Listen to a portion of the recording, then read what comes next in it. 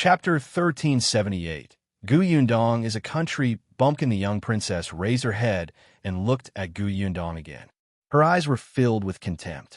How powerful can a countrywoman like her be? She can't even compare to my maidservant. I don't know what Mrs. Qin is thinking. She actually brought such a bumpkin into the Marquis mansion. How embarrassing. You. Qin Anning stomped her feet in anger. She's not a bumpkin. How was she not a bumpkin? Another young lady chimed in. Didn't you say just now? Her family is in that village. You even said that she brought you to the mountains and fields to catch cicadas with you. You even ate cicadas. Just thinking about it makes me feel disgusted. You also said that her younger brother didn't have the money to go to school in the past. Later, he finally started to learn with your father. I didn't mean that. Qin Anning looked at Yundong anxiously. Yes, she was the one who said those words. However, she just wanted to tell these people that Sister Gu treated her very well and played with her. There were many interesting things in the village. It was clearly these people who asked her about her previous life in Feng County. Why did they say that Sister Gu was a bumpkin? Also, she just wanted to tell them that Yinshu was very good at studying. He had only been in her father's school for a year, but he had already surpassed most of the students. He would be the top scholar in the future. These people deliberately misinterpreted her meaning. The young lady looked at Yundong anxiously. She did not want her to misunderstand her. She did not want Sister Gu to hate her. Yundong lowered her eyes and patted her head. She smiled and said, I know. Don't be anxious. Anning's personality was a little like Madame Guess. Madame Gu was not good at arguing with others. Actually, this also meant that the mother and daughter were protected too well by Qin Wenzheng. Seeing that Yundong did not misunderstand, Anning heaved a sigh of relief. When she looked up again, she faced the girls with her head held high. When a young princess saw this, she was immediately indignant, especially a country bumpkin like Yundong.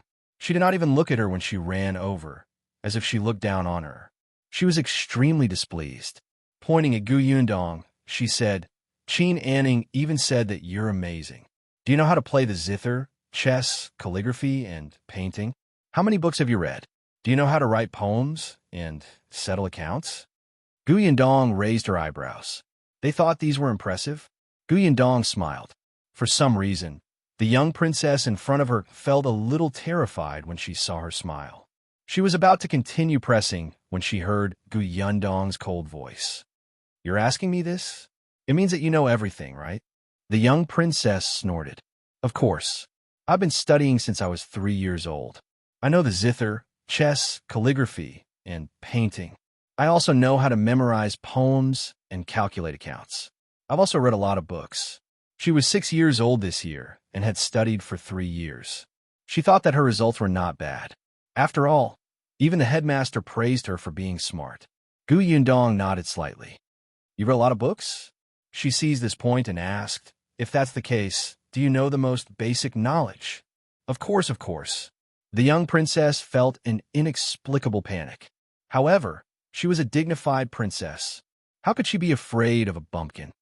Then let me ask you a few questions. Yundong raised her eyebrows and smiled. Just ask. Would she be stumped by an uneducated bumpkin? What a joke. The other children also looked arrogant, but a few older girls frowned slightly. If you find any errors, ads pop up, ads redirect, broken links, non-standard content, etc., please let us know report so we can fix it as soon as possible. Chapter 1379. Yundong sharp questions. Yundong thought that since they were so eager, she would not stand on ceremony. Okay, then let me ask you. Why do horses sleep standing up? Why is it usually sunny in the morning when there's dew? Why is it colder when snow melts than when it falls? Why can't the oil that's on fire be put out with water? The young princess widened her eyes. She did not know. But before she could answer, Yundong's next questions followed. When you hit a snake, you hit its weak spot. What does the weak spot refer to? What is the most precious thing in the bird's nest? What's the use of a cat's whisker? What kind of plants bloom first and then grow leaves? As soon as Yundong finished speaking, there was silence. Everyone looked at her blankly. These questions were different from what they had imagined. None of them knew. The young princess was so anxious that she started to sweat. Her teacher had never taught her before, and there was no such thing in the books. How could she answer? She could only turn her head quietly and look at the maid behind her. The maidservant naturally did not know, but she did not want to show her ignorance in front of the young princess, so she immediately targeted Gu Yundong. The maidservant sneered and said, "You're quite nimble with your questions. Who can't ask these questions? But do you know the answers? You probably don't know and are specially using them to scare people, right?" The other maidservants immediately echoed, That's right, that's right. Do you know the answers? Why should you ask someone else for an answers you don't even know?" The older ones also nodded. "You must have asked randomly." No, she did not. Qingyuan immediately defended Gu Yundong and retorted, "My sister Gu definitely knows. She's very powerful." When the young princess heard the support of the people around her, her guilty conscience immediately disappeared. She also looked at Gu Yundong. "Tell me the answers if you have the ability." "Okay." Gu Yundong raised her eyebrows and smiled. "Firstly, a horse has a big body and doesn't have sharp teeth or claws. If it lies down to sleep, once a ferocious beast attacks, it will be too late to defend or escape. Therefore, a horse has developed the habit of sleeping, standing up to protect itself. Second, on a clear and cloudless night, the heat on the ground will dissipate quickly. The temperature in the field will decrease rapidly, and the ability to contain water vapor in the air will weaken. This way, the water vapor will condense on the grass, leaves, or rocks. Therefore, it's usually sunny in the morning when there's dew. 3. When the snow stops and the sky clears, there will be no clouds in the sky to block sunlight. The snow will begin to melt under the sunlight and absorb heat, so it will be colder when the snow melts. 4th, oil is lighter than water. When it burns, if you pour water into it, the water will immediately sink to the bottom of the oil. The oil will float up and flow out of the pot. Of course, the fire will burn brighter and brighter. It's best to immediately cover the pot to extinguish the oil pot fire." After Gu Yundong finished speaking, she looked at the girls in front of her who were blinking in shock. She suddenly felt that she was bullying them. She spoke faster. "The 7 inches of a snake is the heart. The most precious bird's nest is the blood swallow. A cat's whisker is used to detect the width of the road. Plants like winter plums, white jasper, and elm plums bloom first before growing leaves. Buying the shell and returning the pearl is a metaphor for people who only pay attention to the appearance of things and not their substance." She said the last sentence very meaningfully. As expected, the 2 older girls instantly understood what she meant and felt a little ashamed. If you find any errors, ads pop up, ads redirect, broken links, non-standard content, etc., please let us know report so we can fix it as soon as possible. Chapter 1380. Not the Lady Gu Yundong looked at the other young ladies, but she was so shocked by their sparkling eyes that she took a step back. "What are you doing? You really know everything," the young princess said in disbelief. None of her teachers had ever told her that. Was this woman really a bumpkin? Standing at the side, Qingyuan puffed out her chest and said proudly, "I told you long ago that my sister Gu is extremely capable, but you didn't believe me. Otherwise, if you have any questions, just ask my sister Gu and she'll be able to answer them." Gu Yundong was speechless. "No, I am not. You are bragging too much." Seeing that the young princess had opened her mouth and was about to ask questions, Gu Yundong hurriedly wanted to stop her. Unexpectedly, a low laugh suddenly came from behind. Gu Yundong was stunned. She turned around and saw a few people suddenly walk out of the plum forest. The woman standing at the front looked to be in her 40s. She was slightly fat, but she looked kind. Behind her were 2 maidservants. Just as Gu Yundong was wondering who this person was, she heard the young ladies beside her say respectfully, "Marquis Madam." "Marquis Madam?" Gu Yundong was stunned. Was this Marquis Huayin's wife? She stopped breathing and could not help but size her up. But then she frowned slightly. Back then, Liangzi had said that the couple carrying Shao Qingyuan were a beautiful couple who were tall. The marquise in front of her was a little plump and not very tall. However, one could still vaguely see her youthful beauty from her face. Was she the same person from back then? The lady was also sizing up Gu Yundong. She had actually come over earlier and was attracted by the young prince's voice. This flower appreciation banquet was organized by the heir's wife, and the guests were all from the younger generation, and it was fine if she did not attend. However, as the wife of the head of the family, she should greet everyone when they arrived. However, she did not expect to hear the children arguing the moment she returned. The cause was the young woman in front of her. The lady wanted to go out, but she stopped when she heard this person's voice. Then, she heard the series of questions and answers. To be honest, it was really unexpected. The Marquise thought that she had read a lot of books, but she could only answer a few of these questions. It was a very strange feeling. So this was how the knowledge that was closely related to them came about. The Marquise became interested in Gu Yundong. No wonder Madame Gu brought her here. It seems that Madame Shao is also a well-read person. The Marquise was the first to speak. Gu Yundong smiled. I just read some miscellaneous books. As she spoke, she raised her hand and brushed her hair, revealing the silver bracelet on her wrist. The silver bracelet was really eye-catching. As expected, the Marquis's gaze was fixed on it for 2 seconds. Gu Yundong observed her expression. Unfortunately, there was no fluctuation in her emotions. She could not help but feel a little disappointed. If Shao Qingyuan's background was really related to Marquis Huayin, then the people most likely to be his parents were the Marquis wife or second madam. The Marquise in front of him did not react to the silver bracelet at all. She did not look like Shao Qingyuan at all. It was very likely that it was not her. Then, what about the second madam? But just in case, Gu Yundong wanted to confirm it again. She took out a handkerchief from her sleeve and gently wiped the dirt off her fingers. If you find any errors, ads pop up, ads redirect, broken links, non-standard content, etc., please let us know report so we can fix it as soon as possible. Chapter 1381. Pleasing, the handkerchief slid open, revealing the word Shao. However, the Marquise still did not have any reaction. She only said, Mrs. Shao, you might have been here for a long time. Why don't you go in and have a cup of tea and snacks? Then, she said to the other children, what about you? Do you want to rest for a while before playing?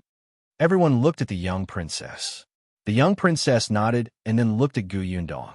Seeing that Gu Yundong was holding Qingyuan's hand, she frowned and ran to her right. She also grabbed her hand that was holding onto the handkerchief.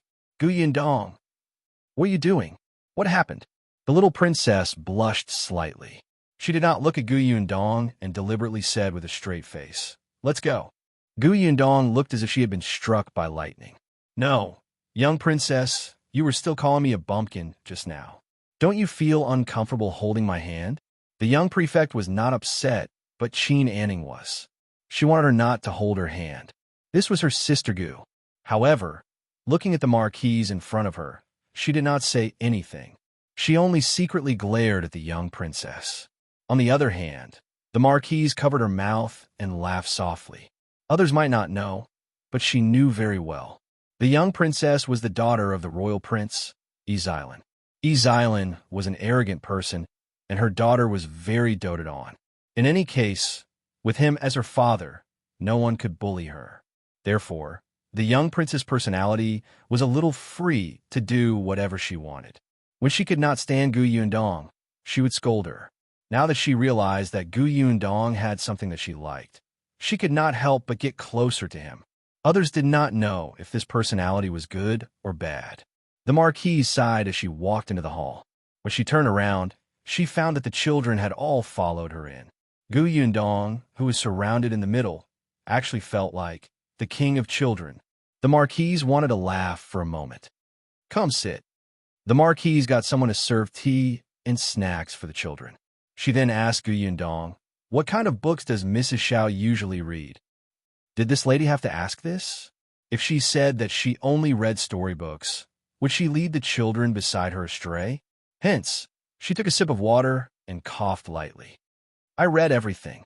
Astronomy and geography, medical books on medicinal herbs, farms, forests, countryside, historical biographies. I read whatever I'm interested in. As she spoke, she felt a little guilty.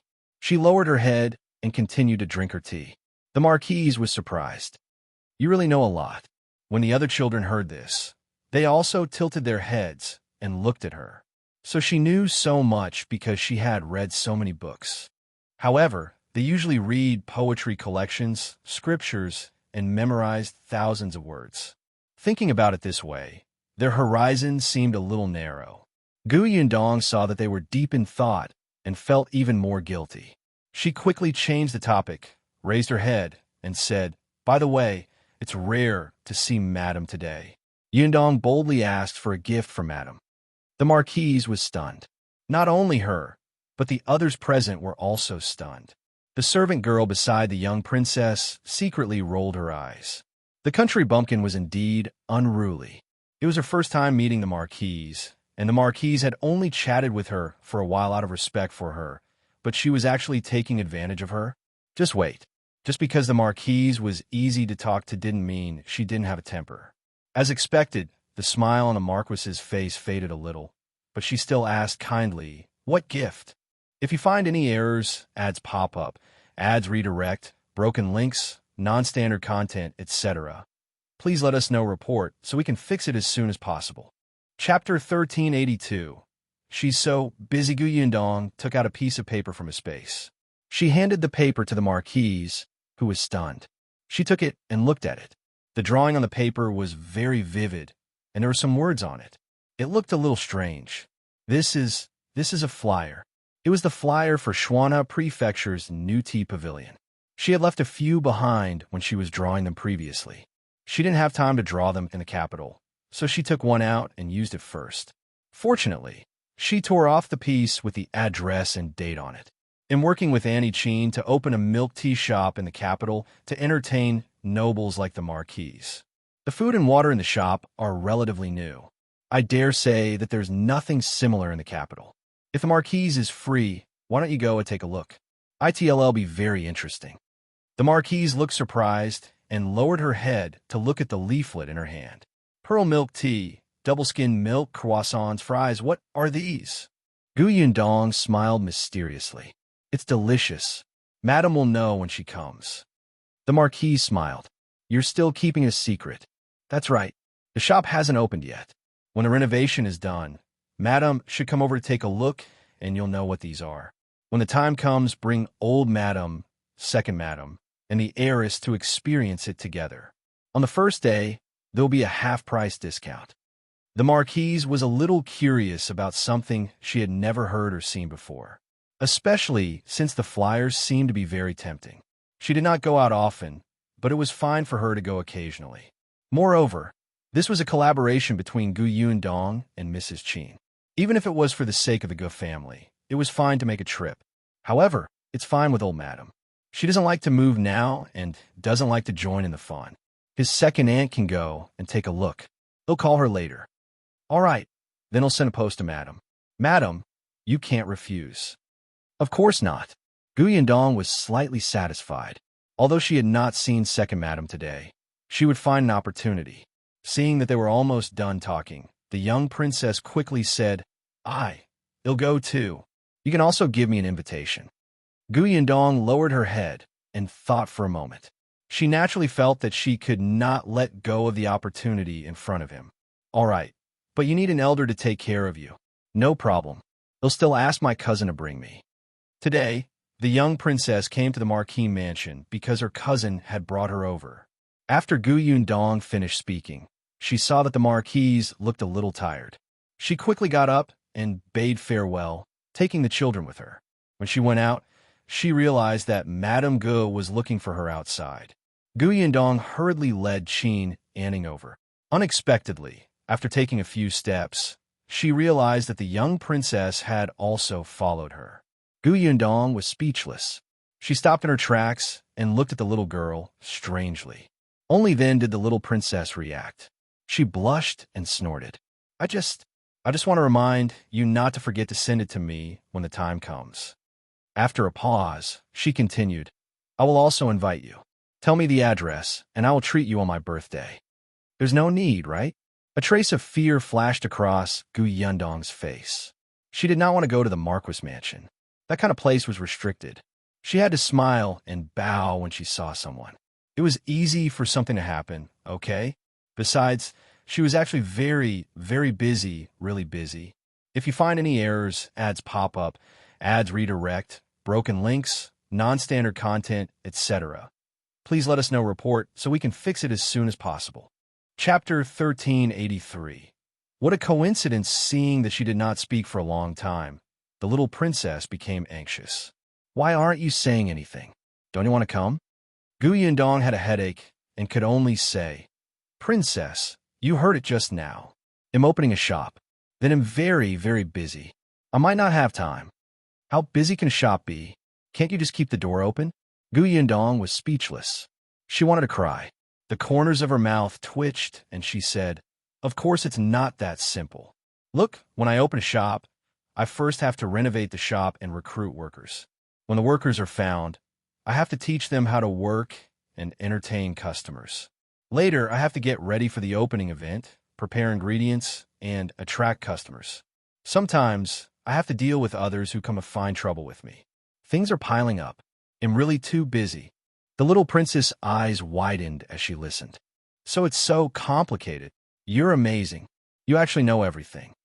The young lady behind her also nodded in agreement. They had no choice. At first, they thought that opening a shop was very simple. After all, their shops were all managed by the shopkeepers. The little princess was a little disappointed, but seeing that Yundong was so tired, it seemed a little unreasonable to send an invitation to her. She could only nod reluctantly. All right, then I want to invite you, but remember to invite me. All right. Yundong nodded and agreed without hesitation. Only then did the little princess smile. However, the maid standing behind her rolled her eyes and lowered her eyes without saying anything. Yundong stood up and brought Qingyuan to meet up with the Gu family. She followed Madame Gu to greet the other madams and young ladies. After staying in the Marquis mansion for a while, she stood up and left. After leaving the Marquis mansion, Madame Gu carried Ning into the carriage and asked, How is it? Yundong sighed and shook his head. The Marquise didn't seem to have any reaction when she saw the bracelet or the handkerchief. Madame Gu frowned. Could we have gone in the wrong direction? I've never heard of anyone losing a child in the Marquis mansion. I don't know either. It's just that this is the only clue at the moment. We can only look for it in the Marquis mansion first. If it's not relevant, we can look in other directions, Yundong said. Let's try second madam another day. Madame Gu patted her hand. There's no hurry. We've waited for so many years. Now that we have a clue, we'll find it eventually. Okay. Yundong nodded. Send Anning back first. I think she's a little sleepy. He'll wait for Brother Shao. All right, then I'll take my leave first. If there's anything, you can come to my residence to look for me. There's no need for any invitations. He'll tell the door guard. Okay. Madame Gu asked the maidservant to help her into the carriage. Yundong and Tong Shuitao watched their carriage get further and further away until it disappeared around the corner. Then she turned around. She did not know when Shao Qingyuan had appeared behind her, but what surprised Yundong was that he was holding two boxes. Yundong looked at the two boxes in confusion. This is, during the time you were in the Marquis mansion, I got 2 herbs. They were written in the medical book that Song Zhiyan gave me. Yundong's eyes widened. I've only been in the residence for a short while, and you've already gotten 2 precious herbs? Those were the herbs recorded in Song Zhiyan's medical books. Shao Qingyuan handed the box to Shao Wan, who was leading the carriage over. He smiled and said, It was just a coincidence. Wasn't that too much of a coincidence? If you find any errors, ads pop up, ads redirect, broken links, non-standard content, etc., please let us know report so we can fix it as soon as possible. Chapter 1384. Bad feeling. Yundong remembered that in the medical book Song Zhiyan had given her, there were about 50 kinds of precious herbs. In less than 2 years, Shao Qingyuan had already found more than 30 types. Yundong felt that he might have a buff that attracted medicinal herbs. Otherwise, how could it be so easy for him to find a medicinal herb that others might not be able to find even after working hard for their entire lives? Perhaps he was born to walk the path of a medicinal herb merchant. Yundong could not help but sigh. Shao Qingyuan helped her into the carriage. The carriage drove all the way to Hatai Alley. Gu Yundong took the opportunity to tell him everything that had happened in the Marquis mansion. When Shao Qingyuan heard this, he was silent for a moment. He grabbed her hand and said, "It's fine. There's no hurry. It's only the first day." "Yeah." As they spoke, the carriage entered the alley and stopped in front of the Shao family's house. Unexpectedly, just as the carriage stopped, and before she could get out, the door of the house next door opened, and Mrs. Yu ran over. "Is Sister Yundong back?" "Yes, sister-in-law. What's the matter?" Gu Yundong lifted the curtain and alighted from the carriage. Mrs. Yu had already run up to them and said in a hurry, "Io, where did you go? Why are you only back now? Let me tell you, when you left this morning, someone rushed over to look for you and said that he had something to tell you. There's no one here. I heard that they even went to your shop to look for you." Gu Yundong and Shao Qingyuan were stunned at the same time. They looked at each other and asked, "Sister-in-law Yu, did you ask who was looking for us?"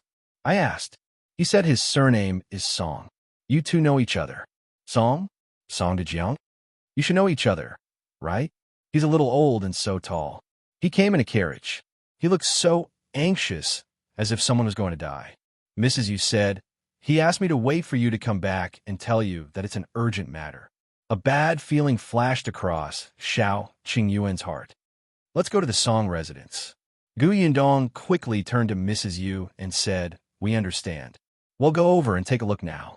"Thank you." With that, she got into the carriage with Shao Qingyuan.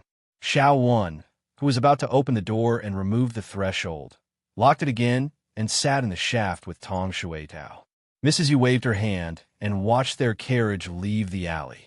Gu Yundong did not know what had happened to Song Zhiyan or why he was in such a hurry. Her intuition told her that it might have something to do with Muzi. The carriage quickly stopped at the entrance of the Song residence. Gu Yundong and Shao Qingyuan alighted from the carriage, and the concierge recognized Shao Qingyuan. He quickly went up to them.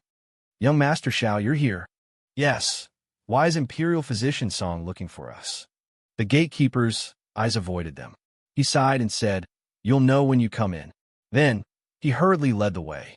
Gu Yundong had not been to the Song residence before today. She had her own matters to attend to. It was her first time here today, but she did not have any curiosity for admiration. The two of them walked all the way to the central room before the same urgent footsteps came from inside. Then, Gu Yundong saw Song Zhiyan, whose clothes were disheveled, whose hair was tangled, and whose head was covered in sweat. Song Zhiyan was slightly stunned when he saw them. His fingers that were hanging by his side trembled slightly. Gu Yundong took a few steps forward. "Imperial Physician Song, what's wrong?"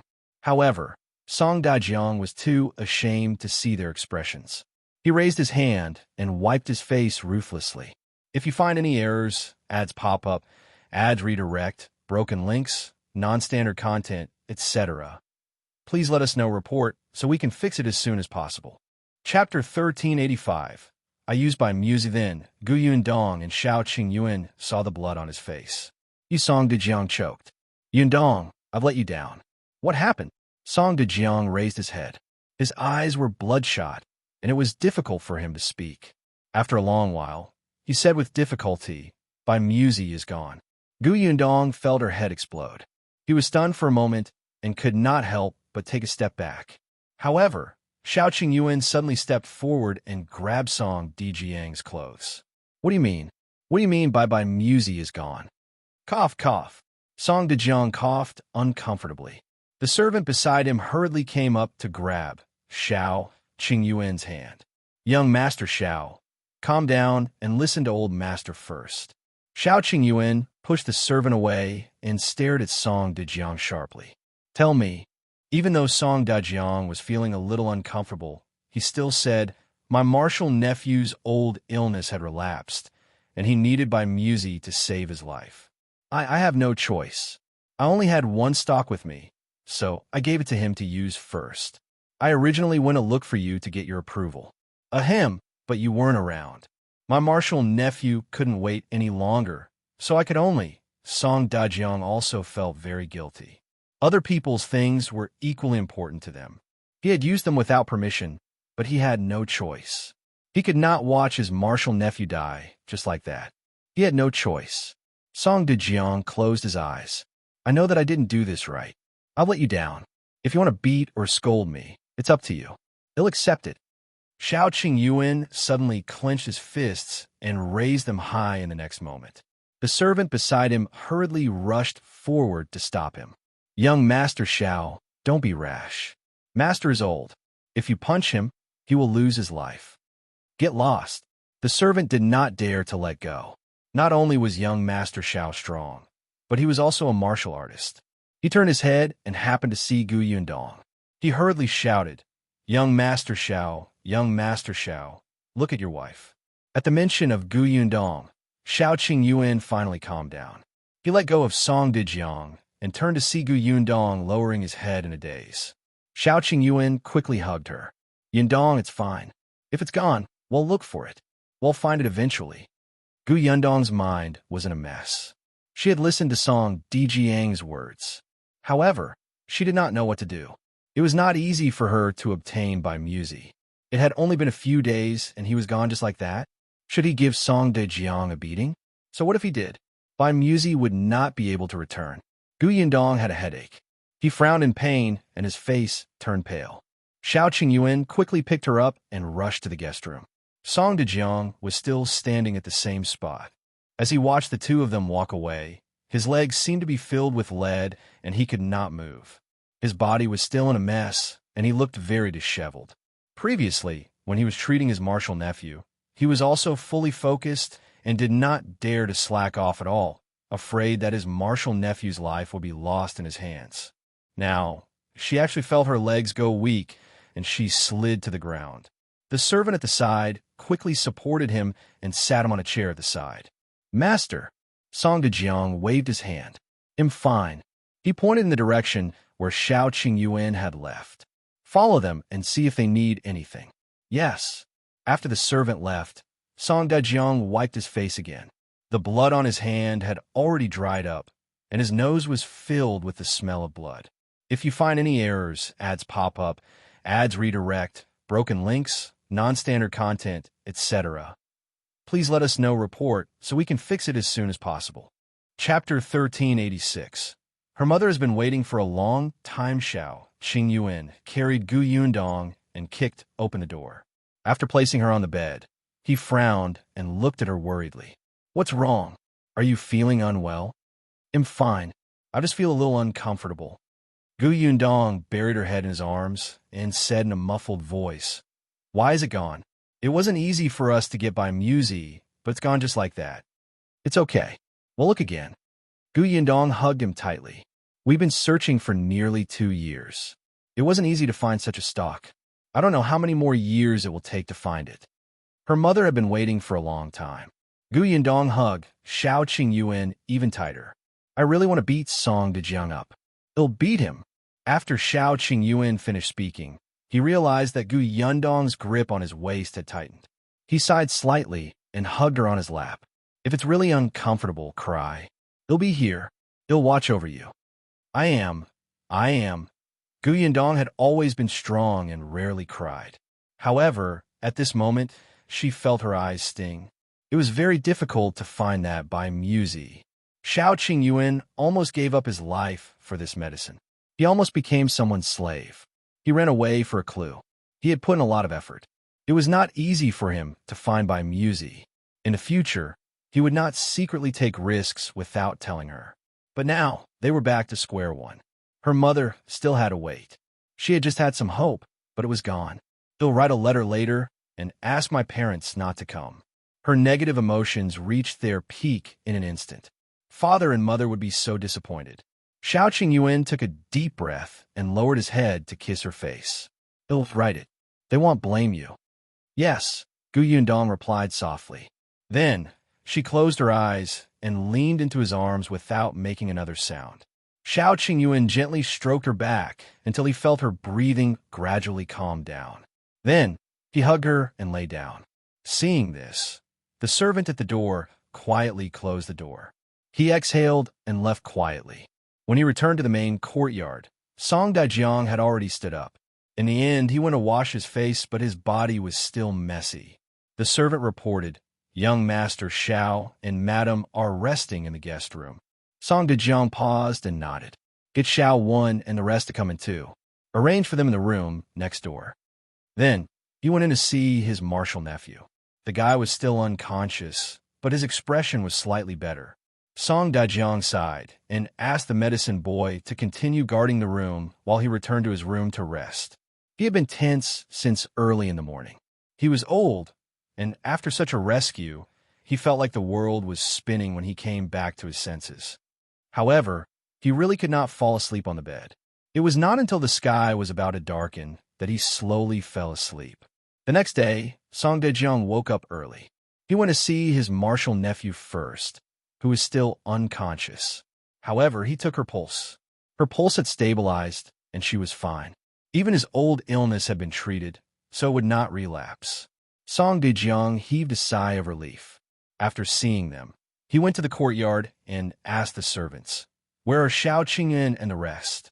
"They're not up yet." After hearing this, Song Zhiyan was silent for a while. "I'm going to check on them," he said, and strode off toward the guest room. "If you find any errors, ads pop up, ads redirect, broken links, non-standard content, etc., please let us know report so we can fix it as soon as possible." Chapter 1387. Martial Nephew by Zhiyan. Unexpectedly, after taking a few steps, Shao Qingyuan and Yundong arrived together. Song Zhiyan paused for a moment before stepping forward with a serious expression. "I'm very sorry about Muzi." Yundong waved her hand. "That's it. You've already used it. No matter what you say, it won't be able to come back. Moreover, he's your martial nephew. Coincidentally, his life was in your hands. Such a choice is inevitable." Girl. Yundong was a little tired. She took a deep breath. "Anyway, you owe me one." "I know, but I also owed you in the past," Yundong said immediately. Song Zhiyan was stunned. Yundong smiled bitterly. "We can't settle this score. Anyway, they'll continue to look for Muzi. The next time I find it, I want handed over to you first.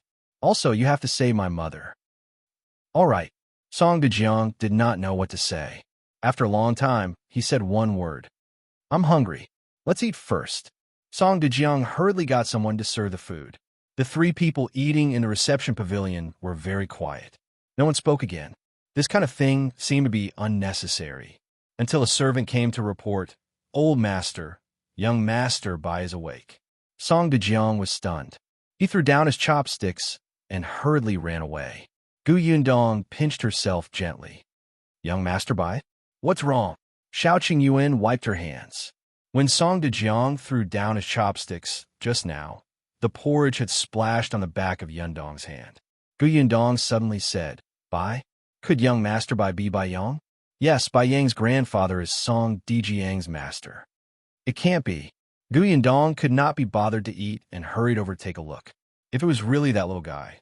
However, when she saw the person lying on the bed, Yundong finally came to her senses. It was not Bai Yang. Yes, Song Zhiyan knew that she knew Bai Yang. If it was him, Song Zhiyan would have told her. But this person looked familiar to Yundong. Bai Zhiyan also saw them. His pale lips twitched as he said, "Martial uncle has already told me. I'm sorry, I used your Muzi and couldn't tell you in advance." Yundong did not know what to say. Song Zhiyan introduced, "This is Shao Qingyuan. This is Yundong, the sister Gu that Bai Yang had seen before. Back in Qingyuan Prefecture, she was the one who saved Bai Yang from the human traffickers." When Bai Zhiyan heard this, he immediately wanted to get up. Song Zhiyan hurriedly held him down. "It's not appropriate for you to move too much now." Bai Zhiyan could only give up and lie back down. However, he still said gratefully to Yundong, "Mrs. Shao is the Bai family's great benefactor. You saved Bai Yang, and the medicine I used to treat his illness is yours. I really can't thank you enough."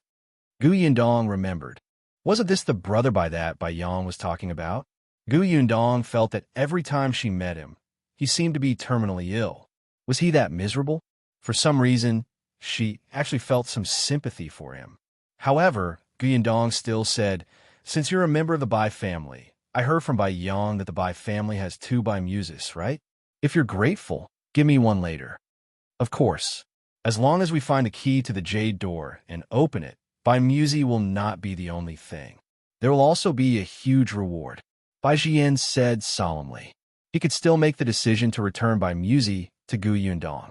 If you find any errors, ads pop up, ads redirect, broken links, non-standard content, etc., please let us know report so we can fix it as soon as possible.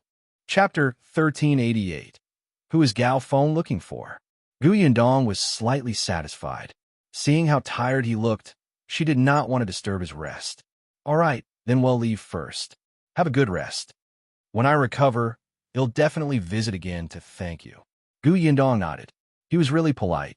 She and Shao Qingyuan walked out. Seeing that Song Dejiang had followed them out, she simply asked him for a messenger pigeon. Then, she borrowed a brush and paper to write to Gu Dajiang and tell him about Bai Muzi. Gu Yundong held the brush for a long time, but did not know how to write. In the end, Shao Qingyuan took it. Didn't I say that I would write it? Shao Qingyuan was much faster at writing. He had always been good at keeping things short, so he finished it in no time. Then he stuffed it into the small bamboo tube on the messenger pigeon's leg and let out. Song Dejiang's messenger pigeon was used to exchange medical books with him. It was just useful. Gu Yundong heaved a sigh of relief after the letter was sent out. Her parents should not have set off yet. It was not too late to tell them. Song Dejiang saw that Gu Yundong was still listless. He thought about it and went into the house to take out 2 herbs. This is to compensate you. Gu Yundong did not know him, but Shao Qingyuan narrowed his eyes slightly. These herbs were the herbs in Song Dejiang's medical books. They were very precious. You're really giving them to us? Song Dejiang nodded. Although he was a little reluctant, he had done something wrong in the first place. It would not make sense if he did not compensate him. Seeing this, Gu Yundong understood something. She paused and returned one of the medicinal herbs. 1 stalk for 1 stalk. There's no need to give more. He'll take this. Song Dejiang looked down and sighed inwardly. Although he was exchanging 1 stalk for another, the one he used was extremely precious to Gu Yundong. It was exceptionally different. But when she said that, Song Dejiang still took it back. Shao Qingyuan put away the remaining 1, and the 2 of them were about to leave.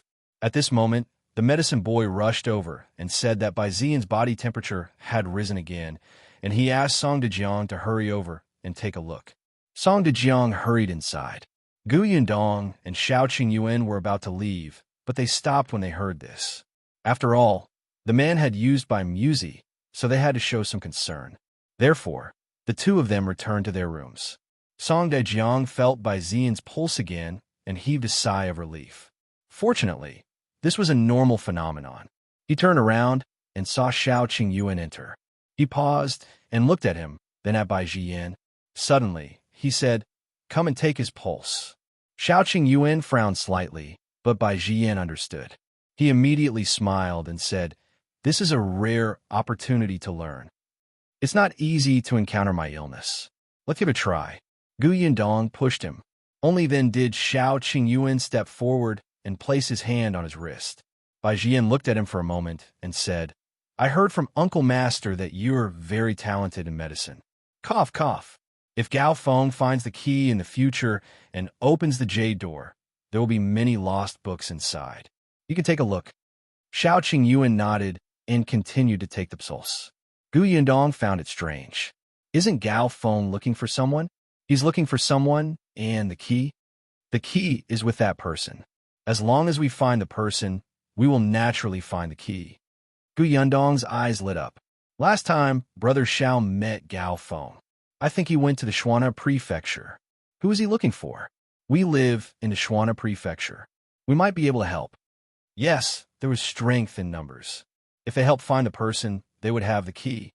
If you find any errors, ads pop up, ads redirect, broken links, non-standard content, etc., please let us know report so we can fix it as soon as possible. Chapter 1389. Gao Feng is looking for me. Bai Zhiyan thought for a moment. It wasn't that he couldn't say it. Moreover, Gu Yundong was right. She was familiar with the Shuanha Prefecture. It might be helpful. Therefore, Bai Zhiyan sighed and said, Gao Feng is looking for a woman. Unfortunately, we don't know her name, age, or address. We only know that 2 years ago, she was about this tall. When he saw Shao Qingyuan retract his hand that was taking his pulse, he raised his hand to indicate the height. Gu Yundong frowned. He did not know her name. With her height from 2 years ago, it was really difficult to find her like this. Then where did he meet that woman? What did they say? What did they do? Gu Yundong asked again. Bai Zhiyan said, although that woman was young, her skills were very good. The biggest clue is that she had a crossbow on her. It's a very exquisite crossbow. Gu Yundong was stunned. A strange look flashed across her face. Shao Qingyuan also looked up at her. The two of them looked at each other and fell silent. Bai Zhiyan continued. At that time, we saw it on the way to escape from the wilderness.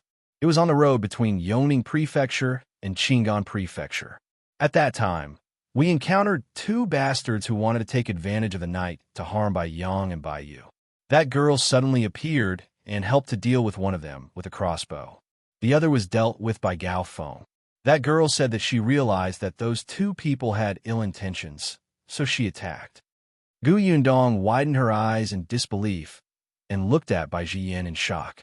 She suspected that she had heard wrongly. On the other hand, Song Dejiang, who was at the side, asked in surprise, the girl Gao Feng is looking for met him on the way to escape? I remember that the Gu girl also escaped from the Yongning Prefecture. Bai Zhiyan was stunned and suddenly looked at Gu Yundong. The latter gulped.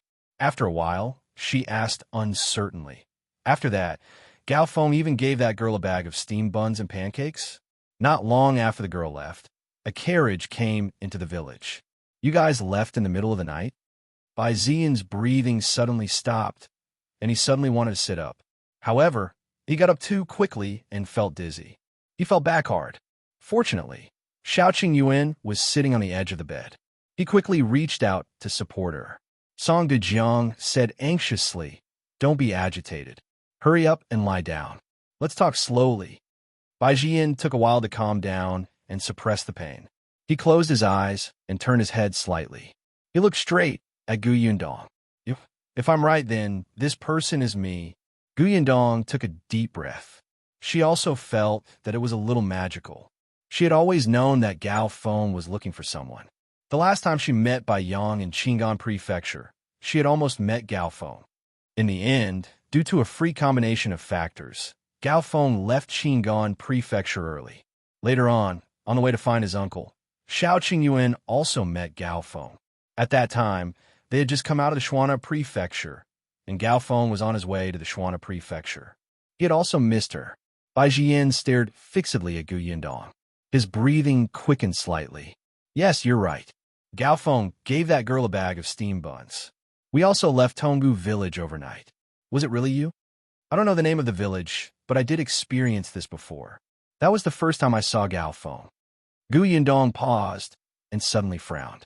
But you said that Gao Feng was looking for someone for the key, but I don't know what key it is. Back then, I didn't. If you find any errors, ads pop up, ads redirect, broken links, non-standard content, etc., please let us know report so we can fix it as soon as possible. Chapter 1390. Jade Key. Gu Yundong suddenly stopped mid-sentence. She thought for a moment and asked, the key to the jade door you mentioned, could it be a jade pendant? Bai Zhiyan and Song Dejiang smiled in surprise. Yes, it's a jade pendant. Is it really with you? I do have one, but I found a jade pendant from the 2 refugees. Speaking of which, Gu Yundong had almost forgotten about the jade pendant. She had kept it in her inner space back then. Now, she probably had to search carefully. She did not know where it was. That's right. It's on those 2 refugees. Bai Zhiyan became a little excited. That jade pendant was on Bai Yang at that time. The refugees had come into contact with Bai Yang. They must have stolen the jade pendant at that time. That night, he was injured and suddenly had a high fever. He was in a daze, and there was only Gao Feng by his side. He had to take care of himself and Bai Yang and Bai Yu. Actually, Gao Feng already knew when the 2 people entered the courtyard. It was just that he had to take care of Gao Feng, so he couldn't go out in time. In the end, one of them sneaked in and bumped into Bai Yang. That person wanted to carry Bai Yang away on the spot. It was Gao Feng who saved Bai Yang in time, but who knew that in that instant, the jade pendant hanging around Bai Yang's neck would be cut off and taken away by him. The room was dark, so Gao Feng couldn't see clearly. After saving Bai Yong, he let him stay with Bai Yu while he turned around to deal with the refugee and forced the guy into the courtyard step by step. Unexpectedly, the other one outside had already been killed. It was just a chance meeting. There was no need for Gao Feng to ask for her name. However, no matter what, she had helped him deal with someone. Although he could handle alone, it did give him less pressure. Gao Feng saw that this girl was thin and looked like a refugee, so he simply took the pancakes and steamed buns to express his gratitude. As for the two dead people's belongings that the girl had looted behind them, he did not care.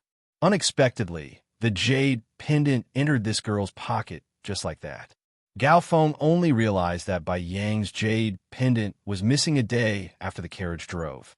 However, when he looked back at that time, how could he find her in the vast sea of people, especially when he didn't even know her name and age or who was around her?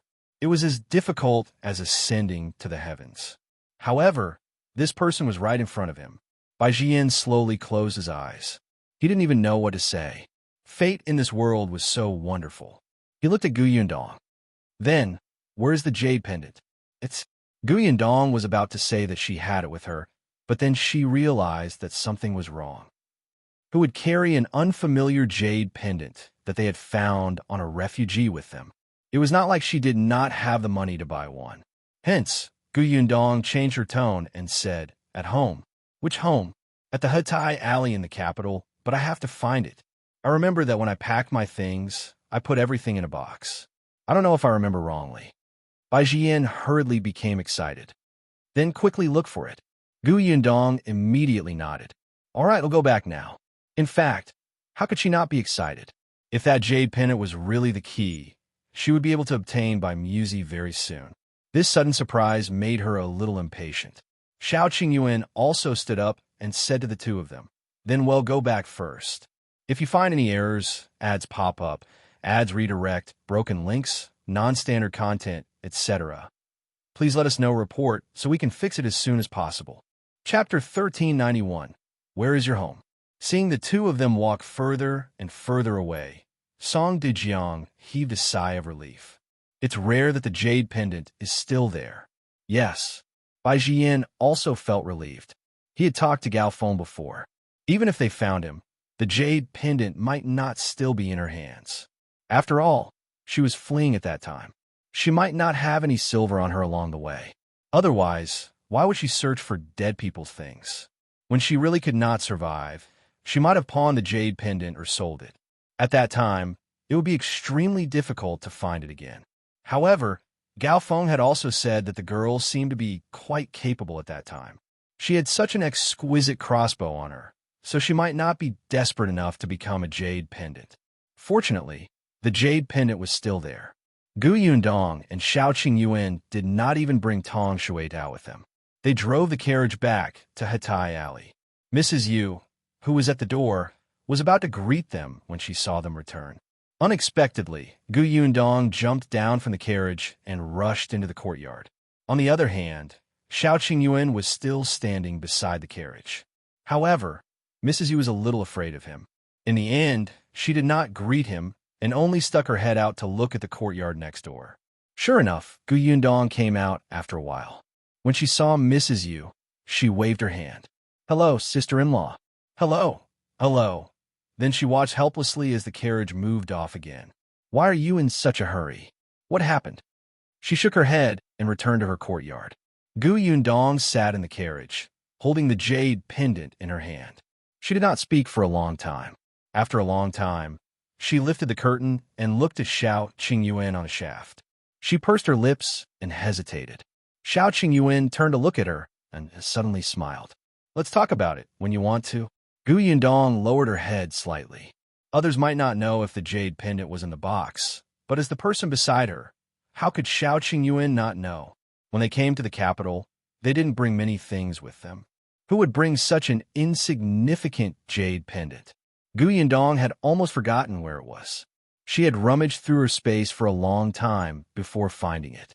Actually, she knew that Brother Shao had long suspected her.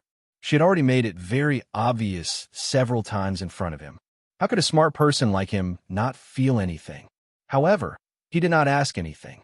Perhaps he already had a guess in his heart, but he was not sure. Gu Yundong scratched her head. It was not that she did not want to say it, but she just did not know how to say it. However, this person seemed to be very indulgent towards her. All right, sit back down. Be careful not to fall. Shao Qingyuan pushed her inside and let her sit in the carriage. Gu Yundong was a little discouraged and rubbed her face hard. The carriage returned to the Song mansion not long after. The two of them strode towards the main courtyard. Bai Zhiyan and Song Dejiang were getting anxious. Seeing the two of them enter, Bai Zhiyan immediately looked at their hands expectantly. Gu Yundong quickly took out the jade pendant. Is this it? Bai Zhiyan took it. At this moment, he was already supported by Song Dejiang to sit at the head of the bed. At first glance, his eyes lit up. Yes, this is it. This is the jade key to the jade door. Really? Gu Yundong finally felt relieved. She asked anxiously, then let's quickly take the jade pendant and open the jade door to find by Muzi. Where's your house? When are we going? If you find any errors, ads pop up, ads redirect, broken links, non-standard content, etc., please let us know report so we can fix it as soon as possible. Chapter 1392. It's important to find your parents free. Come as soon as Gu Yundong finished speaking, Bai Zhiyan and Song Dejiang were stunned. They looked at each other. The atmosphere instantly became a little strange, and neither Bai Zhiyan nor the others spoke. Shao Qingyan narrowed his eyes and suddenly reached out to take the jade pendant from Bai Zhiyan's hand. Bai Zhiyan only felt that the jade pendant was gone. Shao Qingyuan looked at Song Dejiang. Why? Are you going back on your word? Of course not. Song Dejiang hurriedly shook his head and explained the Bai family is in the Lingzhou prefecture, but the Bai family has always been isolated from the world. Outsiders don't know where they are. If you want to enter the Bai family, you need someone from the main family to lead the way. Otherwise, you will get lost. Gu Yundong frowned, and Bai Zhiyan sighed. There are too few people who can enter the Bai family. I can enter, and so can Uncle Master Song. But I can't travel now, and Uncle Master can't leave the capital. I'm afraid I won't be able to go to Lingzhou Prefecture for a while. Spiritual State Prefecture? Gu Yundong frowned. What about Gao Feng? Gao Feng is in Xuanha Prefecture now. I don't know his exact location, so I can only send a letter to Xuanha Prefecture's Huimin Medical Center first.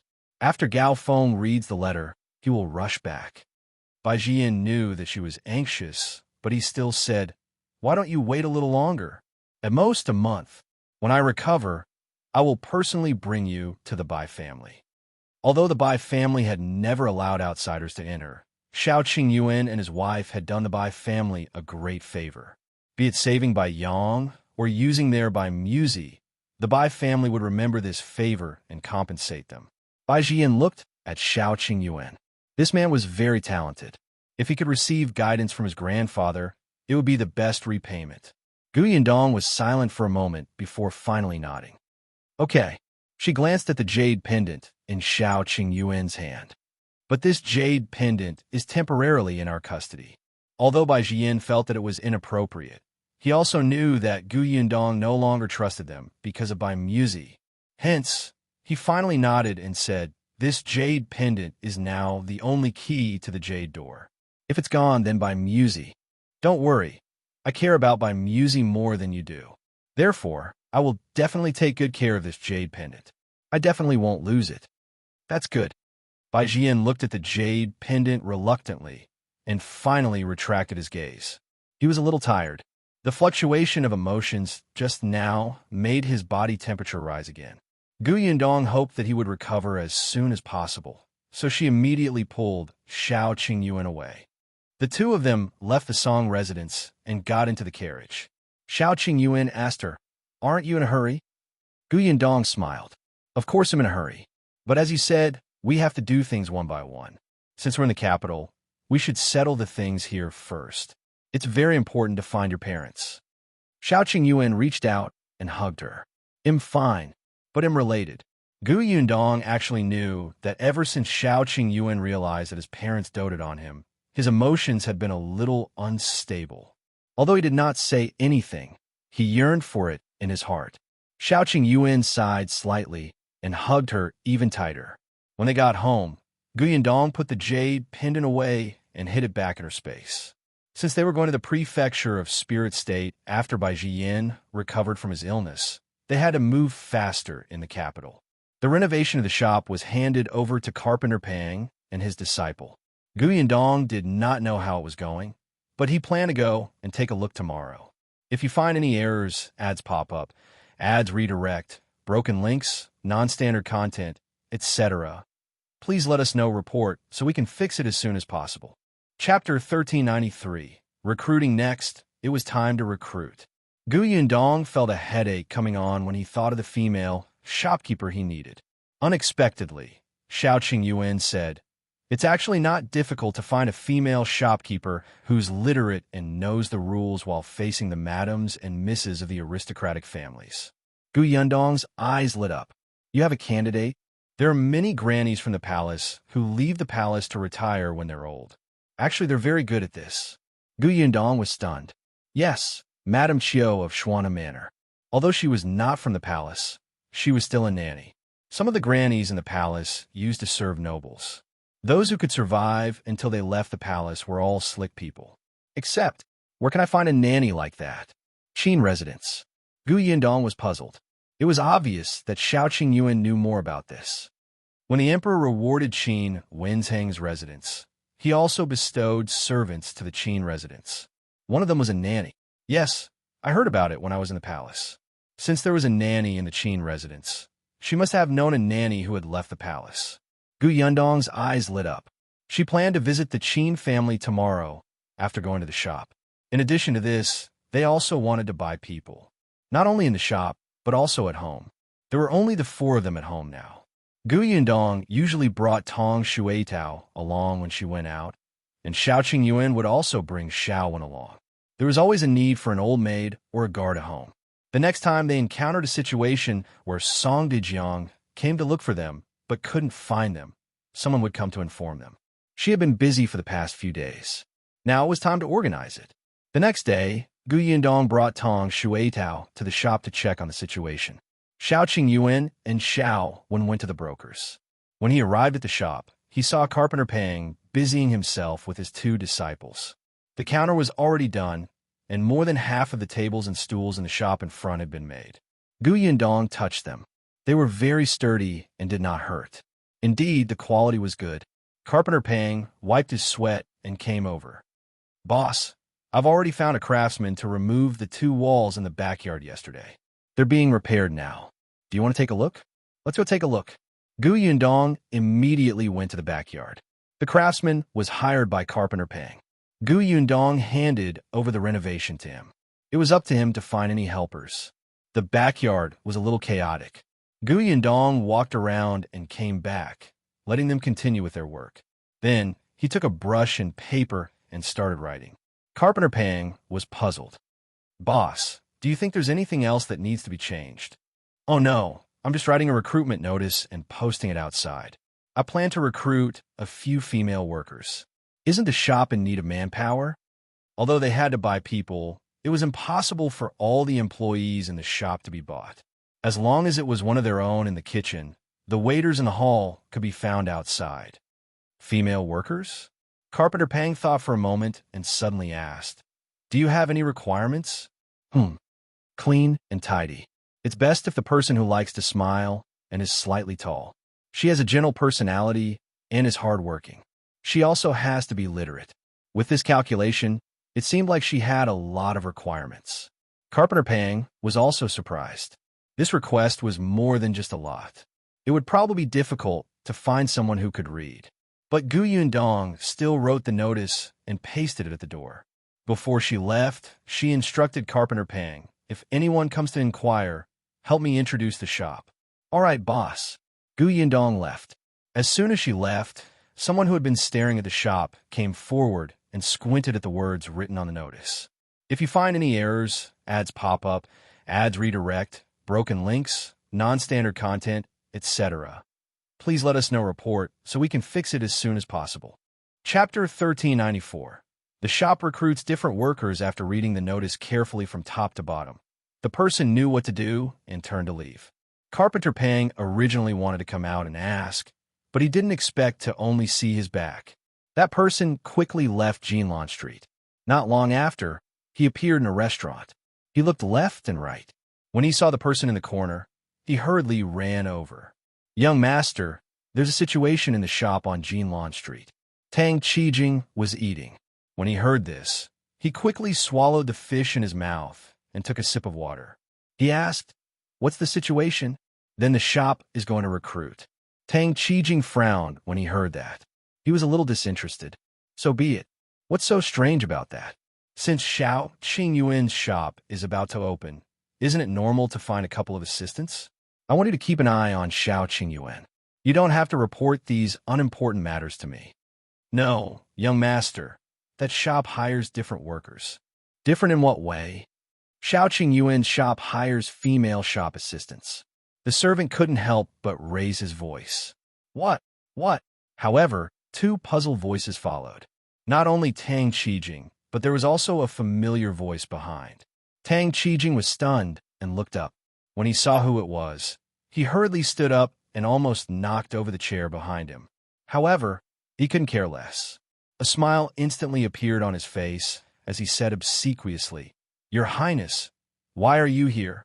Zhiyan glanced at him. "If you can be here, can I be here too?"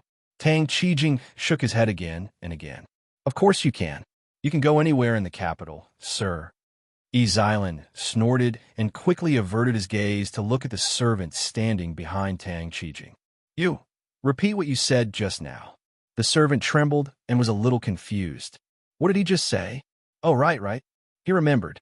He immediately repeated the last sentence. That waiter hired by a Shao Qingyuan shop is a female waiter.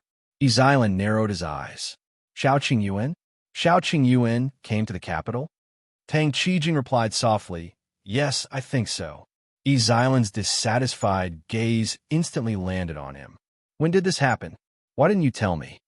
However, the imperial physicians outside had been coming back one after another recently. He just didn't pay attention to them. A few days ago, a troupe came to his house, and the scenes they played were quite novel, so he had been staying at home for the past few days to have fun. He didn't expect to miss news of Shao Qingyuan. Tang Qijing groaned inwardly. "Your Highness, it's not that I don't want to tell you, but I'm not sure if this person is the same Shao Qingyuan from back then. That's why I got someone to keep an eye on his shop and confirm his identity first before reporting to your Highness." To be honest, he really did not intend to report it to the royal prince. Zhiyan snorted coldly. "So it's confirmed now? And not yet. What does this Shao Qingyuan you saw look like?" Tang Qijing paused and described Shao Qingyuan's appearance that day.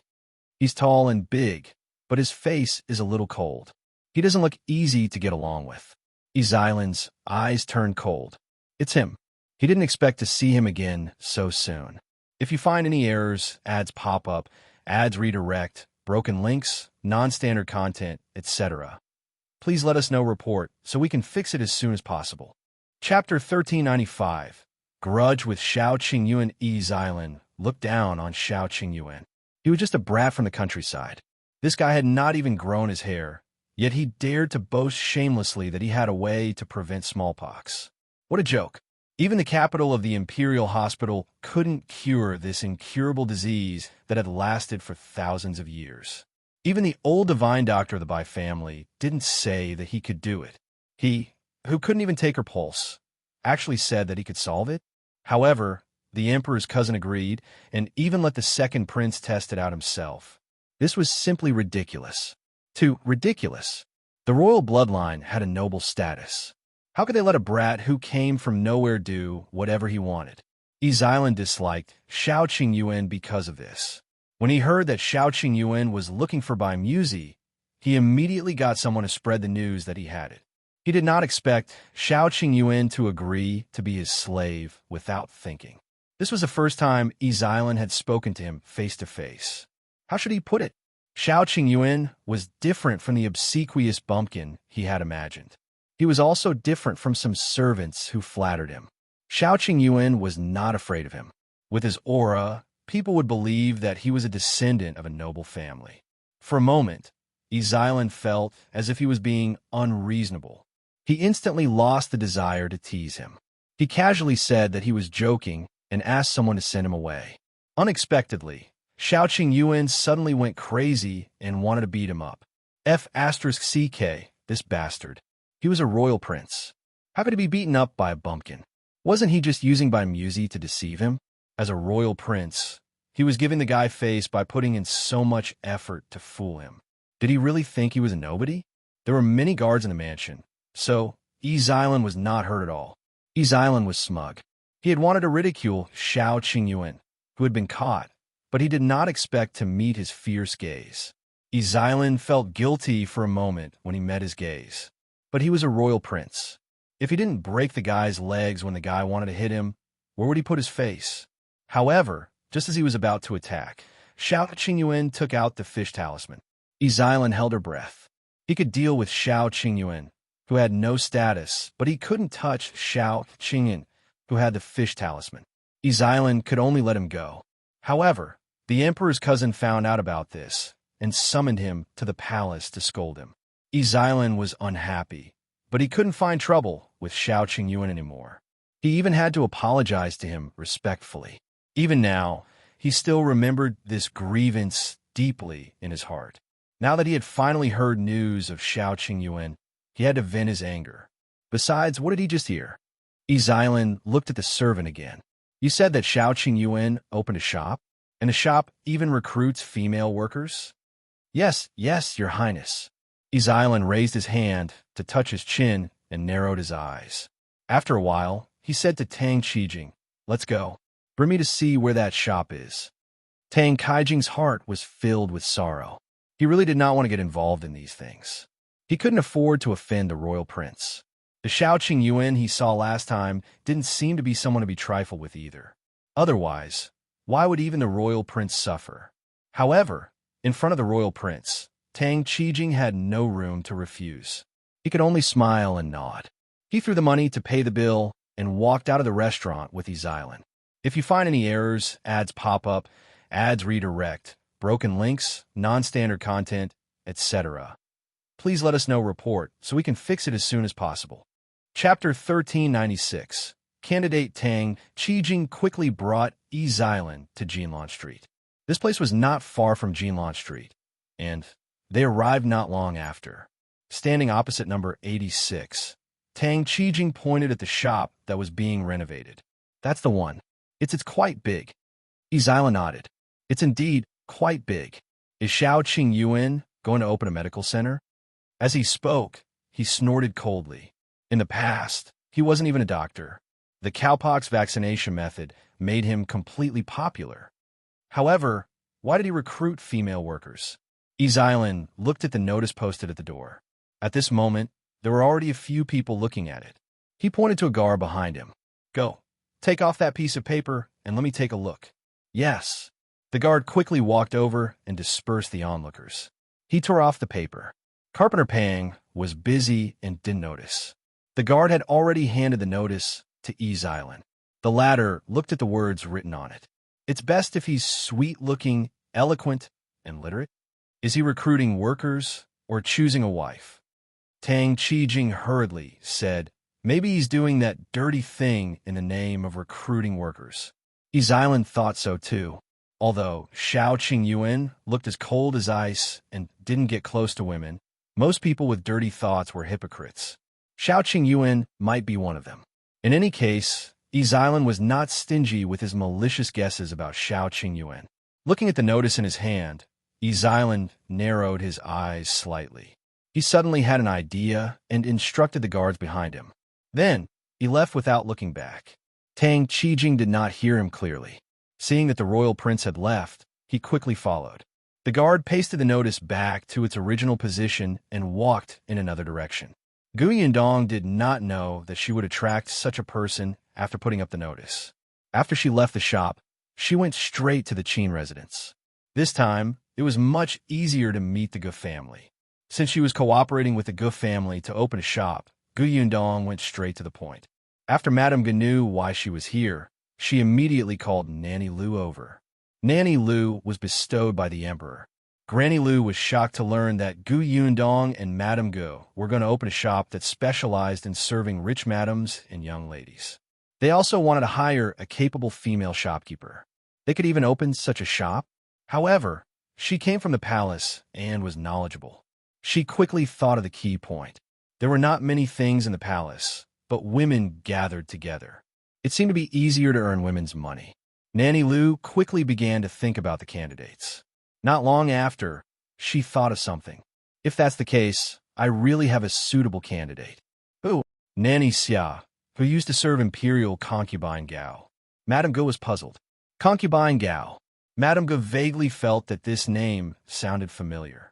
Imperial Concubine Gao was one of the few concubines in the former imperial palace who lived long. The late emperor was muddle-headed, so there were naturally countless concubines in the harem.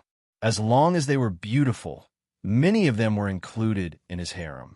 However, although the late emperor liked beauties, these people were not given a high position at the beginning. Even if he occasionally wanted to confer the concubine title on a whim, not long after, he would pull her down because he was tired of this concubine. This happened repeatedly, and there were not many concubines who remained in high positions. Concubine Gao was different. She had followed the late emperor since he was young. If you find any errors, ads pop up, ads redirect, broken links, non-standard content, etc., please let us know report so we can fix it as soon as possible. Chapter 1397. Gu Yundong's Persuasion. Concubine Gao had risen step by step from the bottom. After rising to the position of consort virtue, she had been in that position and had not come down. The late emperor was capricious, and most of the other concubines were promoted and demoted. In the palace, other than the empress, only consort sat there steadily. The late emperor had never touched her. If one did not have any tricks up their sleeves, who could do it? Nanny Xia was the capable nanny by Concubine Gao's side. After the late emperor's death, Concubine Gao's days were instantly quiet. She lived in a corner and was relaxed. Occasionally, she would chat with the Empress Dowager and reminisce about the past. However, she did not know if it was because her nerves had been too tense for the past few years, but when the late emperor passed away, she instantly relaxed. Instead, her body began to adapt. Over the past 2 years, she gradually fell ill. Not long ago, Concubine Gao still couldn't hold on and was gone. It was said that the Empress Dowager had been sad for a long time and had closed herself in the palace for 2 days. Concubine Gao had no children. Before she passed away, she also had the intention to arrange for people to serve her. Nanny Xia had originally wanted to guard her tomb, but Concubine Gao had flatly rejected her. Later on, Nanny Xia chose to leave the palace. She had entered the palace since she was young. For so many years, other than occasionally leaving the palace to do something, she had almost forgotten the outside world. Nanny Xia still had a trace of regret in her heart. So after Concubine Gao passed away, she was released from the palace. Nanny Xia had money and an extraordinary status. After leaving the palace, many wealthy families invited her to the residence to be a nanny. However, they were all rejected by Nanny Xia. She had originally wanted to leave the palace to retire, so she wouldn't implicate herself again. However, what Nanny Xia did not expect was that she had overestimated herself. She was no longer used to life outside the palace. After resting for a while, she felt that she had nothing to do all day. She might as well be a nanny. Just 2 days ago, Nanny Xia had just caught up with Nanny Lu and complained, "Madam, if you think that Nanny Xia is feasible, we'll make a trip on your behalf and tell you about the situation. If it's too late, I'm afraid she'll enter someone else's house to be a nanny." Gu Yundong's eyes lit up. Of course. Nanny Lu thought for a moment. But madam, Nanny Xia is fine in other aspects, but she has always lived in the palace. She has never done business before. Gu Yundong nodded. I know. Aunt and me will give her business suggestions. Nanny Xia mainly mediated the customers' conflicts and looked after the shop assistants.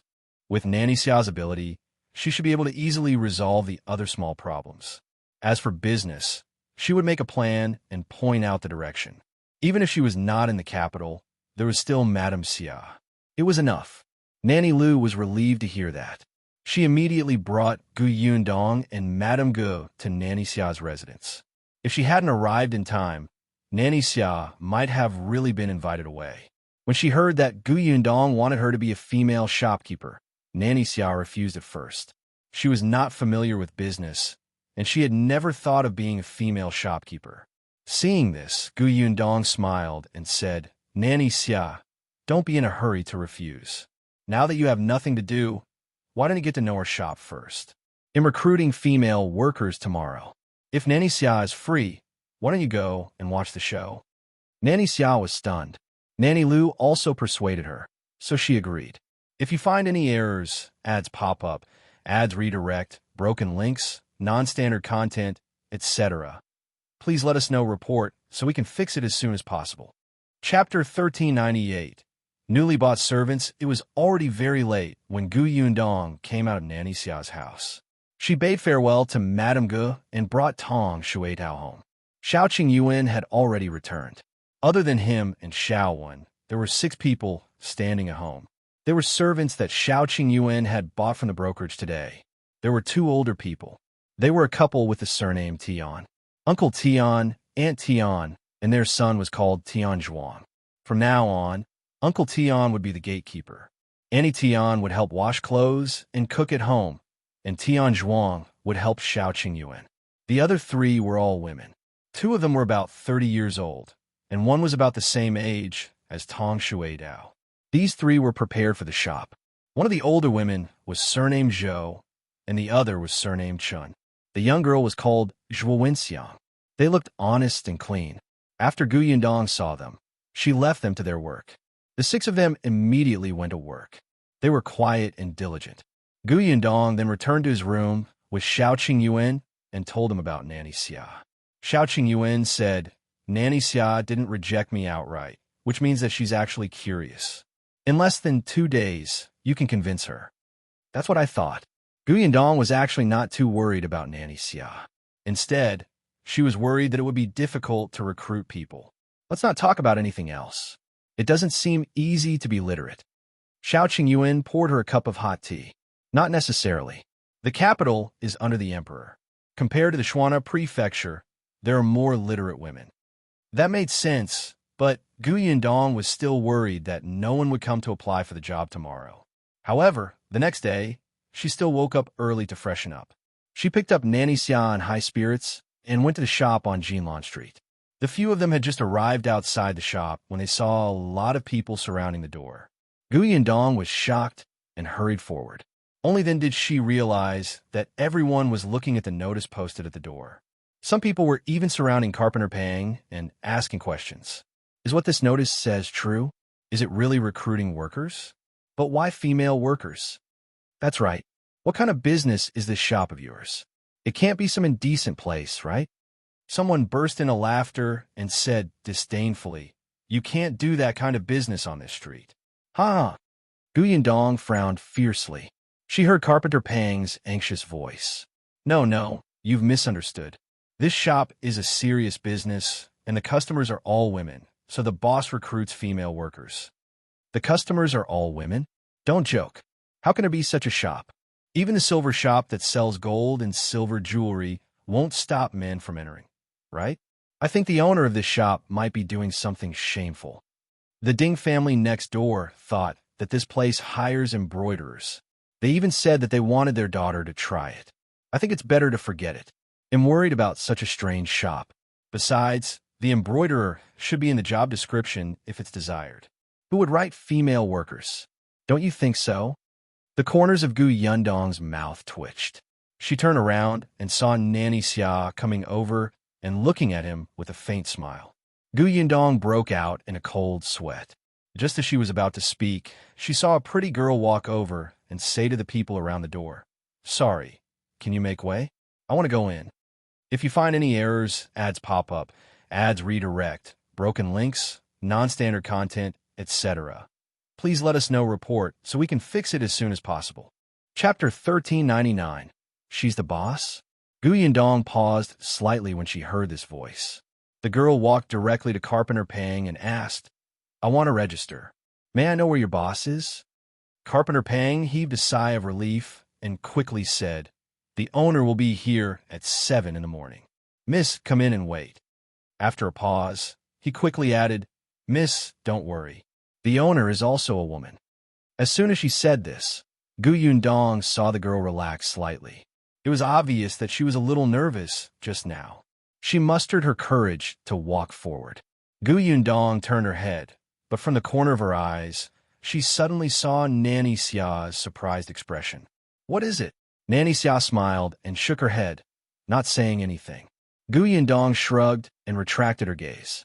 Then, she saw that there were actually a few girls surrounding the shop. Perhaps they had heard the discussions of the people beside them, so they had been huddled in a corner and did not dare to go forward. Now that they saw someone take the lead, two of their eyes became firm and they began to walk forward. One of them hurriedly followed behind the pretty girl. She was much better looking and walked to Carpenter Pang's side. I want to sign up too." Carpenter Pang invited the people who came to register directly. The shop in front had already been cleaned up by him. The tables and chairs were placed elsewhere, so the shop seemed a little empty. After the girl went in, two more girls came. Behind them, three young women also came in one after another. After that, there was nothing. Seeing that it was almost time, Gu Yundong walked forward. The people at the door thought that she was also here to answer the call, so they made way for her to enter. Unexpectedly, Carpenter Pang saw her and immediately shouted in surprise, "Boss! Boss!" With a whoosh, everyone's eyes fell on Gu Yundong. The few girls who had been standing silently at the side of the shop immediately looked over and looked at them nervously. Only the delicate girl looked at Nanny Xia in surprise. However, she quickly retracted her gaze. But Gu Yundong keenly sensed that she seemed to be relieved. She raised her eyebrows slightly. Could it be that she knew Nanny Xia? Gu Yundong smiled and said, "Hello, I'm the owner of this shop. I think everyone has seen the notice. Because our shop is in the business of female customers, the workers we hire, whether they do odd jobs or not, will all be women. This way, even if everyone works in the shop, you don't have to worry about being gossiped about. Without a man, there would be fewer people gossiping outside." Someone at the door asked curiously, "What kind of business is that?" Gu Yundong turned her head and smiled. "You'll know when it opens. Why are you still keeping a secret? If you don't explain everything clearly, will you be able to recruit anyone?" Gu Yundong had already turned around and entered. Nanny Xia followed behind her. When they reached the corner of the shop, Gu Yundong asked Tong Shuitao to move a table and chair to the side. Then, she took out a brush and paper. Everyone looked at her actions in confusion. Even Nanny Xia, who was sitting behind her, looked curious. Gu Yundong raised her head and said to the 7 people in front of her, "All right, since you've come in, you must want this job. To put it bluntly, our shop is actually a tea house, but it's different from the tea houses outside. We only entertain female guests. If you find any errors, ads pop up, ads redirect, broken links, non-standard content, etc., please let us know report so we can fix it as soon as possible." Chapter 1400. Mei Hong. Gu Yundong was speaking. The onlookers outside the door were very curious, but they were far away and could only see what they were doing. They could not hear anything. In an instant, the curiosity of the people outside increased.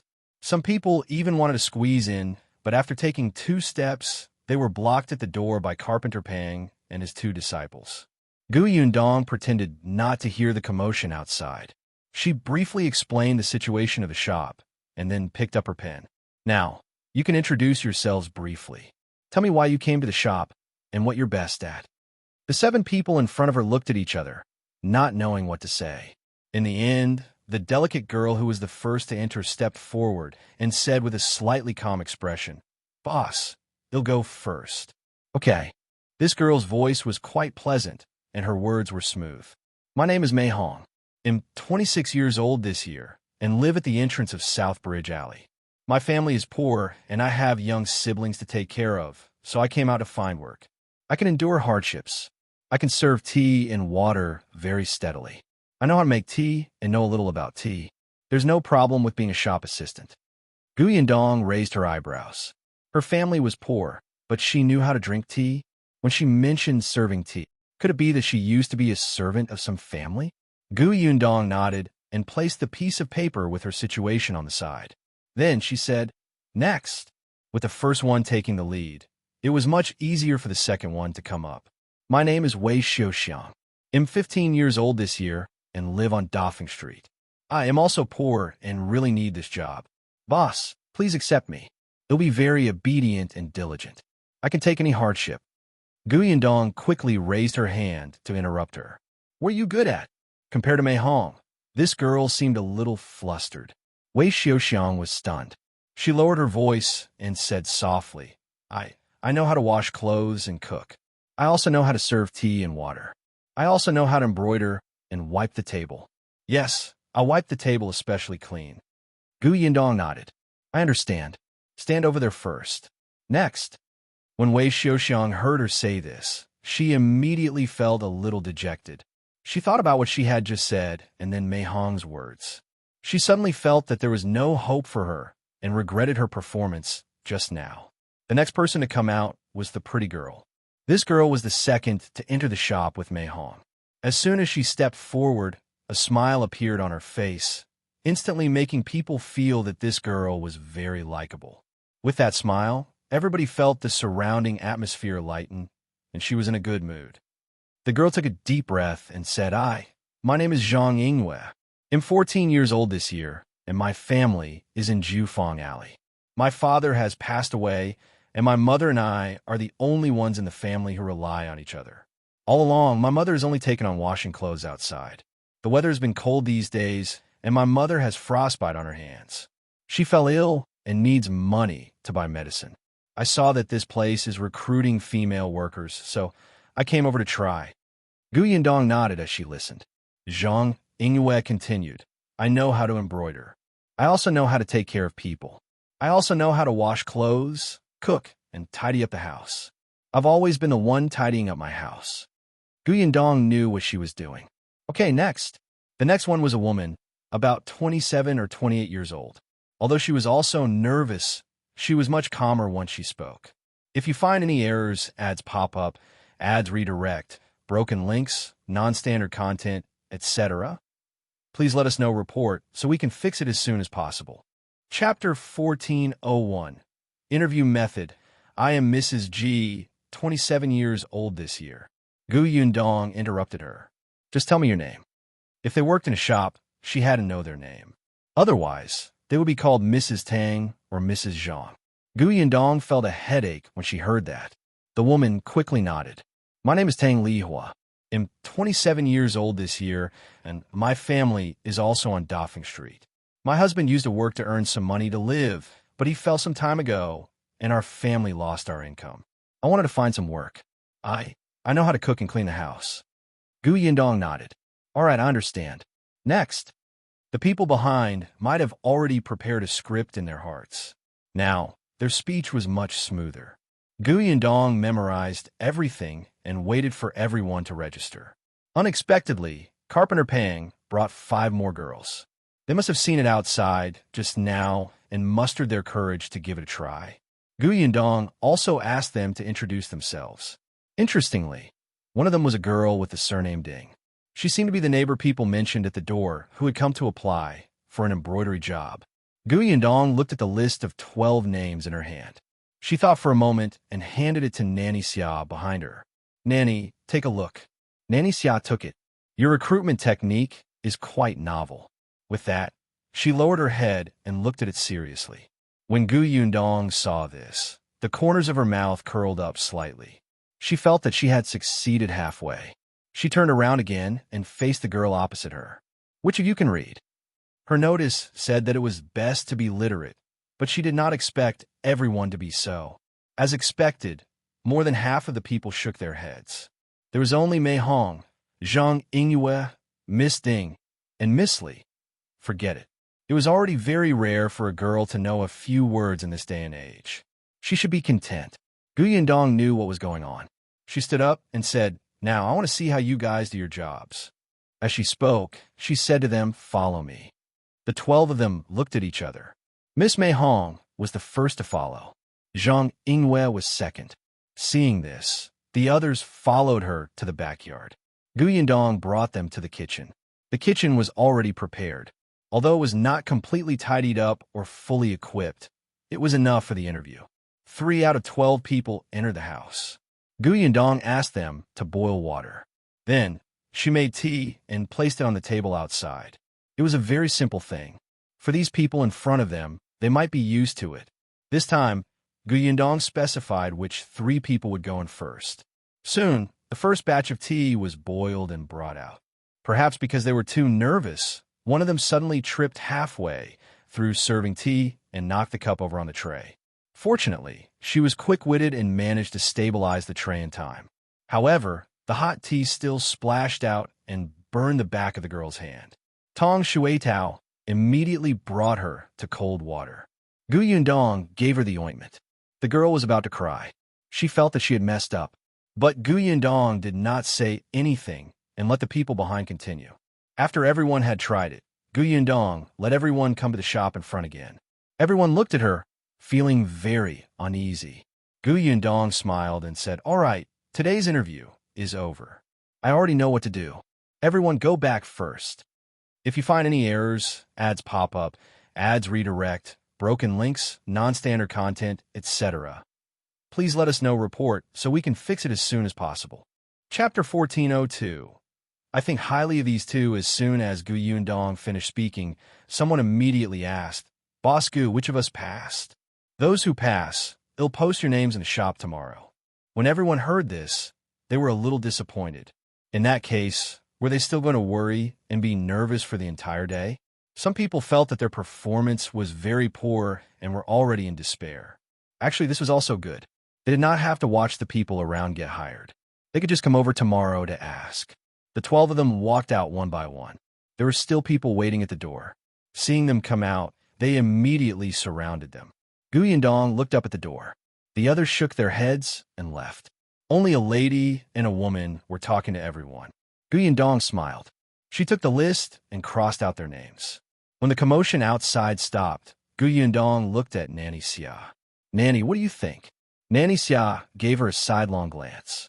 "It's your shop that's hiring. Why are you asking me?" Yundong nodded and spread out the list on the table in front of her. Then, she tapped on one of the names and said, "I think highly of this Mei Hong. She's steady and capable." Just as she said, she's very skilled and stable in serving tea. No matter who she's facing, she can quickly adjust her emotions. Her words are simple and straightforward. She doesn't drag her feet. She has a strong understanding and quick thinking. Nanny Xia had said not to hire her, but since Yundong had spoken, she would still answer. "It's indeed not bad." Yundong looked at her with a smile. "Nanny Xia is an old acquaintance of hers, right?" Nanny Xia was stunned and looked at her in surprise. "You." When Mei Hong saw the nanny, she was stunned. Later, when Mei Hong spoke, the nanny's expression would become serious, and she could not help but pay more attention. Yundong said, "I guess that Mei Hong should also be from the palace." "A palace maid?" When Nanny Xia looked at Yundong again, her gaze was different. She had been immersed in the palace for many years. Putting everything else aside, it was not a problem for her to control her facial expression. Even if she had been out of the palace for a period of time, she would not be so relaxed that anyone could tell. The young lady in front of her was really surprising. Seeing that she was sizing her up, Yundong straightened her back slightly. "How is it? Do you think I'm extremely smart and meticulous? Are you convinced by my charm and plan to be my female shopkeeper?" Nanny Xia was speechless. This girl was actually so thick-skinned. She couldn't help but laugh. She reached out and tapped her. Nanny Xia did not answer and only asked, "What about the others?" Yundong smiled contentedly. "Oh, you're taking the initiative to care about the female staff in the shop. You still say that you're not convinced by my charm?" Yundong quickly began to read the information of the others excitedly. She took out one of them. "Actually, I think the Zhang is not bad. Her smile is indeed very sweet, although it's not very sincere. Moreover, she's literate and smart. She won't be in the limelight and knows her limits. Since there are so many advantages, what other concerns do you have?" Her motive is not simple. Yundong sighed faintly. She placed Zhang Yingyu's information in a pending position, her eyes filled with pity. Nanny Xia had a whole new level of respect for her this time. No wonder Mrs. Qin was willing to work with her and was so close to her. If you find any errors, ads pop up, ads redirect, broken links, non-standard content, etc. Please let us know report so we can fix it as soon as possible. Chapter 1403. Seduce Shao Qingyuan. At this moment, Zhang Yingwei, who had been waiting for Gu Yundong, hurriedly walked toward a rouge shop not far away after leaving the shop. After entering the rouge shop, she entered the backyard. There were two people sitting there, playing chess and waiting for her. However, Prince Zhiyan was the only one who was bored out of his mind. Tang Qijing, who was sitting opposite him, felt very uncomfortable. He did not want to play chess, but he had no choice but to accompany the prince. It was fine if he accompanied him, but he could not win against the prince who was playing chess randomly. He had suffered too much. When he saw Zhang Yingwei, the royal prince threw away the chess piece in his hand and immediately asked her excitedly, "How is it?" Zhang Yingwei bowed and said, "I didn't see the owner surnamed Shao that the royal prince mentioned. The owner who came is a woman with the surname Gu." A woman. Not only Zhiyan, but even Tang Qijing, who was behind him, was surprised. "How could it be a woman?" "It's indeed a woman," Zhang Yingwei said, "but this boss Gu has a married woman's hairstyle. I guess she should be the wife of boss Shao." "Shao Qingyuan is married?" "Oh, yes. I remember that he used to have a fiancée in the countryside." Zhiyan sat back down. "In that case, it's not Shao Qingyuan who wants to recruit female workers. It's her wife?" He frowned and said to Zhang Yingwei, "Tell me everything that happened today." "Yes." Zhang Yingwei explained everything in detail, no matter how big or small it was. She was very clear. Zhiyan and Tang Qijing looked at each other. There was such a way to recruit people? It sounds like Shao Qingyuan's wife is quite capable. Her actions don't seem like she's from the countryside at all. Is there a mistake? Tang Qijing also nodded at the side.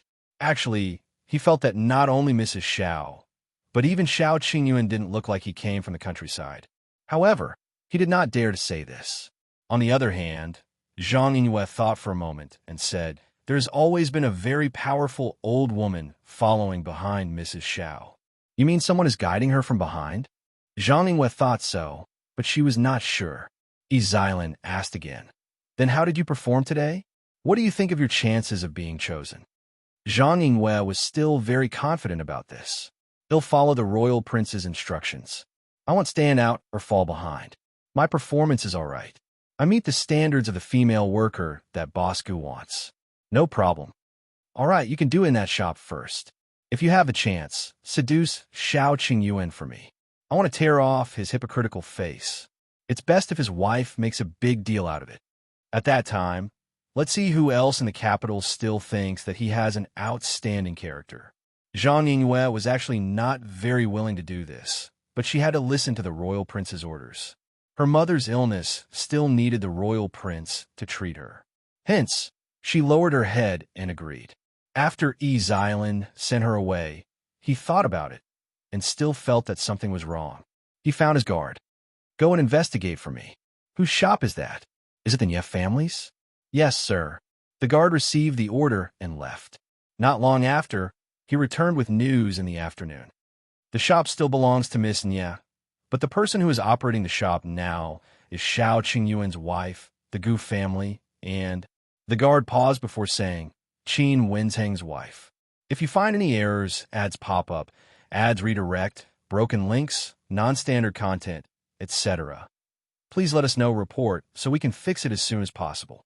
Chapter 1404. You must open a husband and wife shop. Zhiyan was stunned. "You mean Qingyuan?" "Yes." The guard could only find out this much for the time being.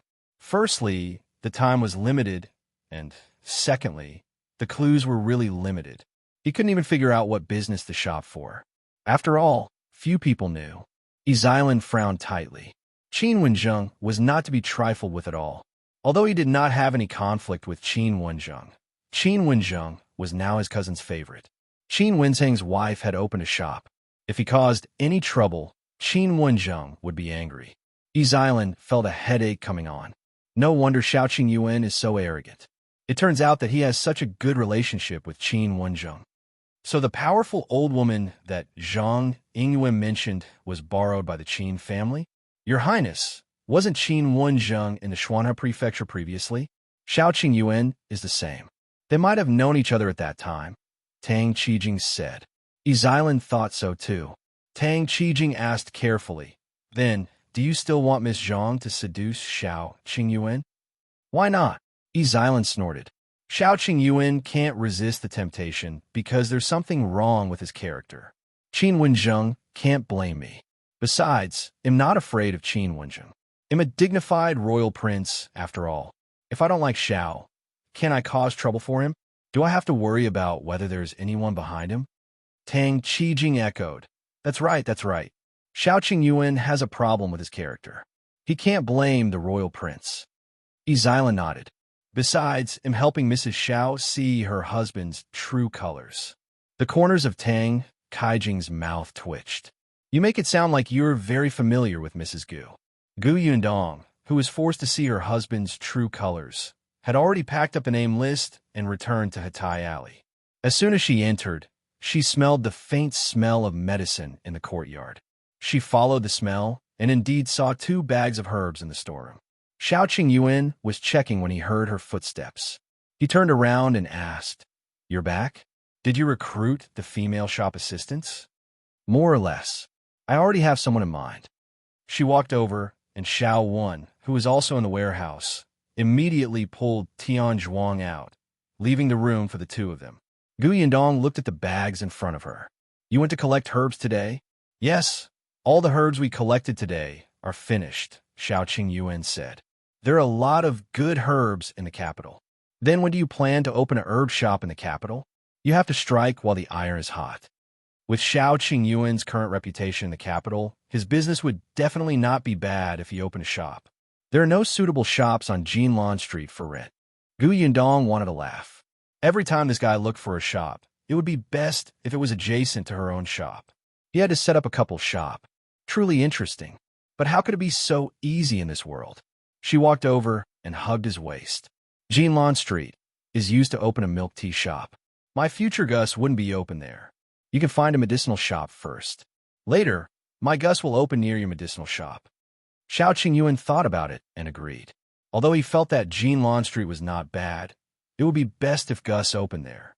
This way, they would be able to promote each other and business would be better. However, the shops on Jinlan Street were too difficult to buy. Shuang had picked up a bargain. It was probably not easy for them to buy a shop in the short term. Shao Qingyuan thought that perhaps he should buy a couple of shops not far from Jinlan Street. Therefore, the next day, Shao Qingyuan went to Nanka Street, which was adjacent to Jinlan Street.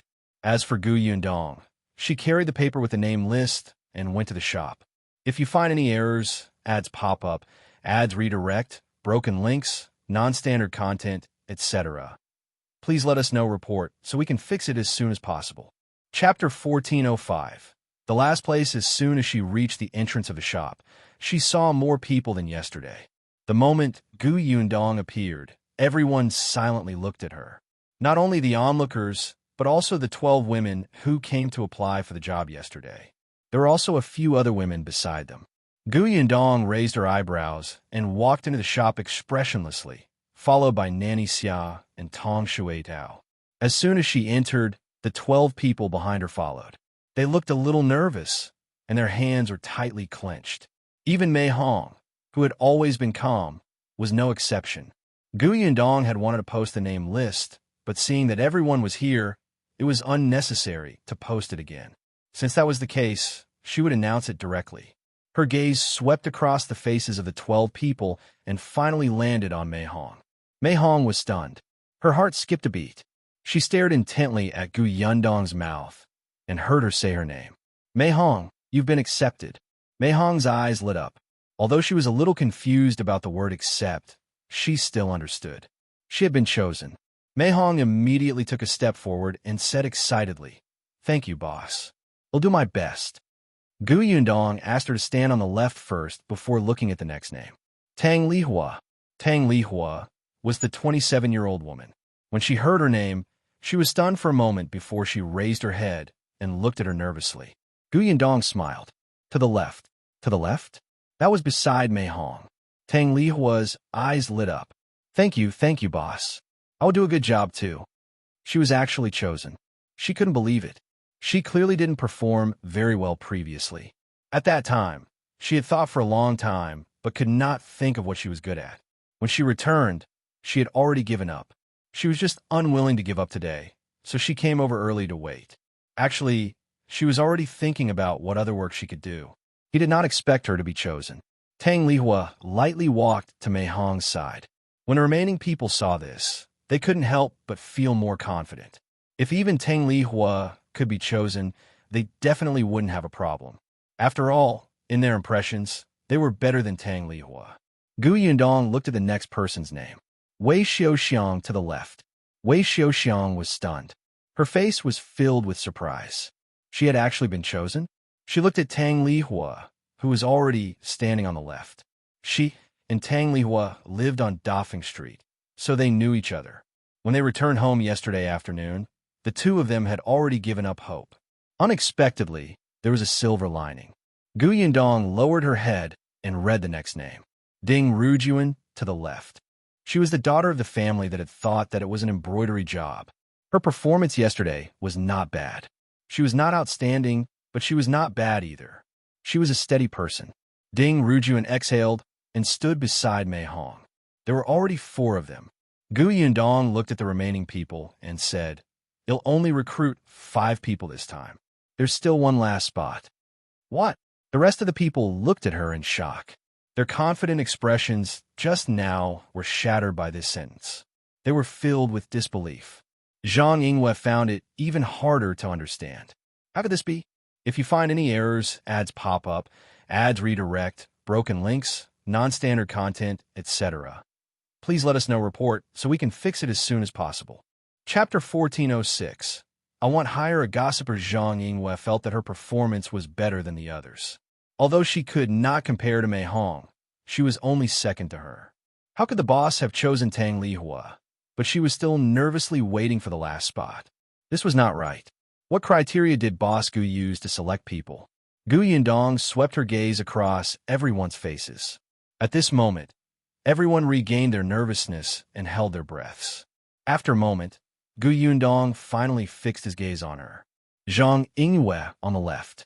Zhang Yingwe was stunned.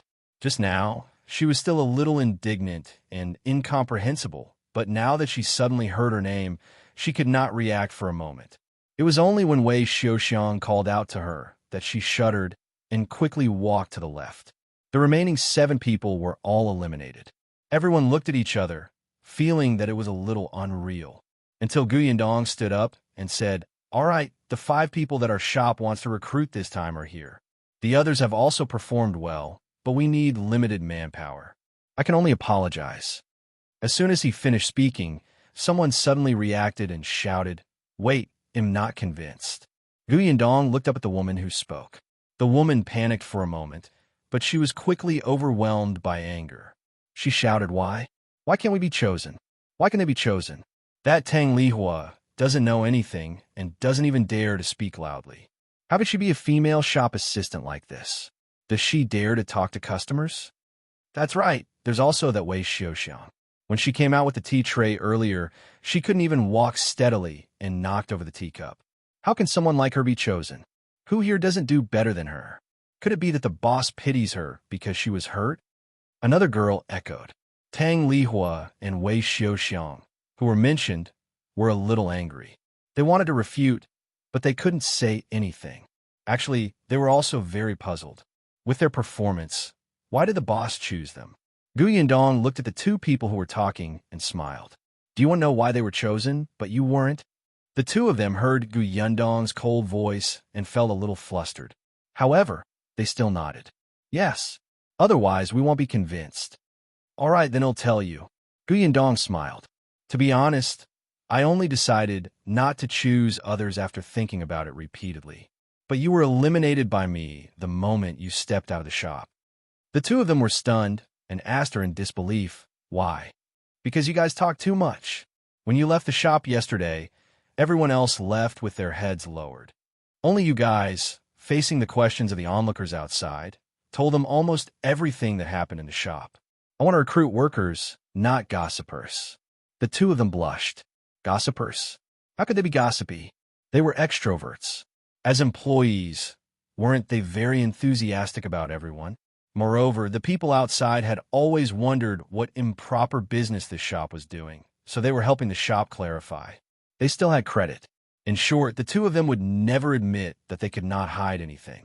If you find any errors, ads pop up, ads redirect, broken links, non-standard content, etc., please let us know report so we can fix it as soon as possible. Chapter 1407. What's the problem? The two of them wanted to retort, but Gu Yundong smiled and asked, "Do you think I'm wrong?" As she spoke, Tong Shuidao took a few steps forward and grabbed a thick table leg in her hand. Then, she easily raised it above her head. The two of them opened their mouths, and a trace of fear flashed across their faces. The thought of not letting others have an easy time was instantly slapped away. Causing trouble? That was impossible. Didn't they see that this young lady was not to be trifled with at such a young age? Satisfied, Gu Yundong looked at the rest. They looked at each other and did not dare to speak. After a while, someone said, "Boss Gu then? We'll leave first?" "Yes." Gu Yundong nodded. The others pushed and left quickly. The remaining ones were the 5 people chosen by Gu Yundong. Gu Yundong looked at them and asked, "Is there a problem?" Mei Hong had no problem with Gu Yundong's choice. In fact, she had seen everyone's performance yesterday and more or less guessed the reason why they were chosen. Neither did Zhang Yingwe. The remaining 3 people looked at each other and thought for a moment before asking, We want to know why we were chosen." "It's very simple, because you work nimbly and cleanly. I want to recruit people who work. If you can do the work well, it's better than anything. It doesn't matter if you're timid. It doesn't matter if you don't dare to speak loudly. It'll arrange your work according to the situation." It wasn't just the front desk. Logistics also needed manpower. Tang Lihua was timid, but when she was boiling water yesterday, she carefully wiped the cup clean. After the cup was used up, she rinsed it twice and heated it with hot water before returning it to its original position. She was the only one who could do this.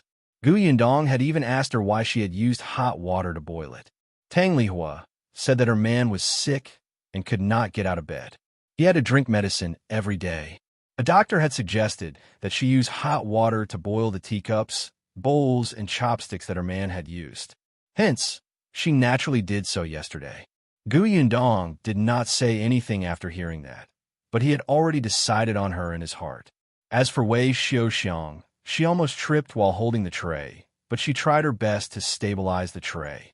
As a result, the teacup overturned, but the tea in the cup only splashed onto the back of her hand.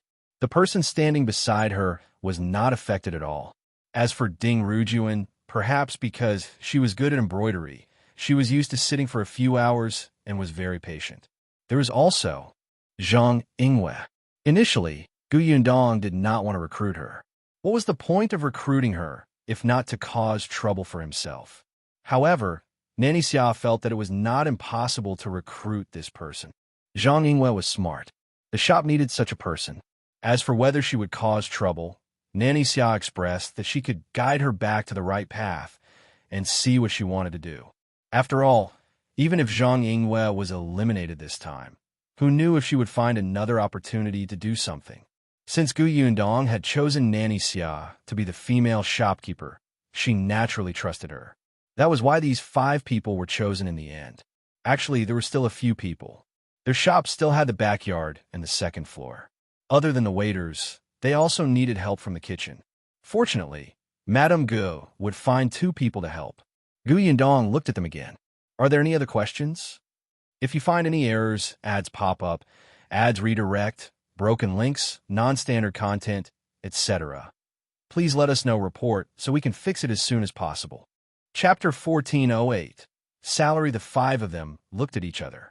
Mei Hong took a deep breath and took a step forward. "I want to know, how much is our salary?" Gu Yundong glanced at her, and Mei Hong became a little nervous. However, she had no choice. She still had her younger siblings to support at home. She cared a lot about money. Gu Yundong smiled and said, "For the salary, it will be set at 5 taels a month. If your job is done well, it will increase in the future.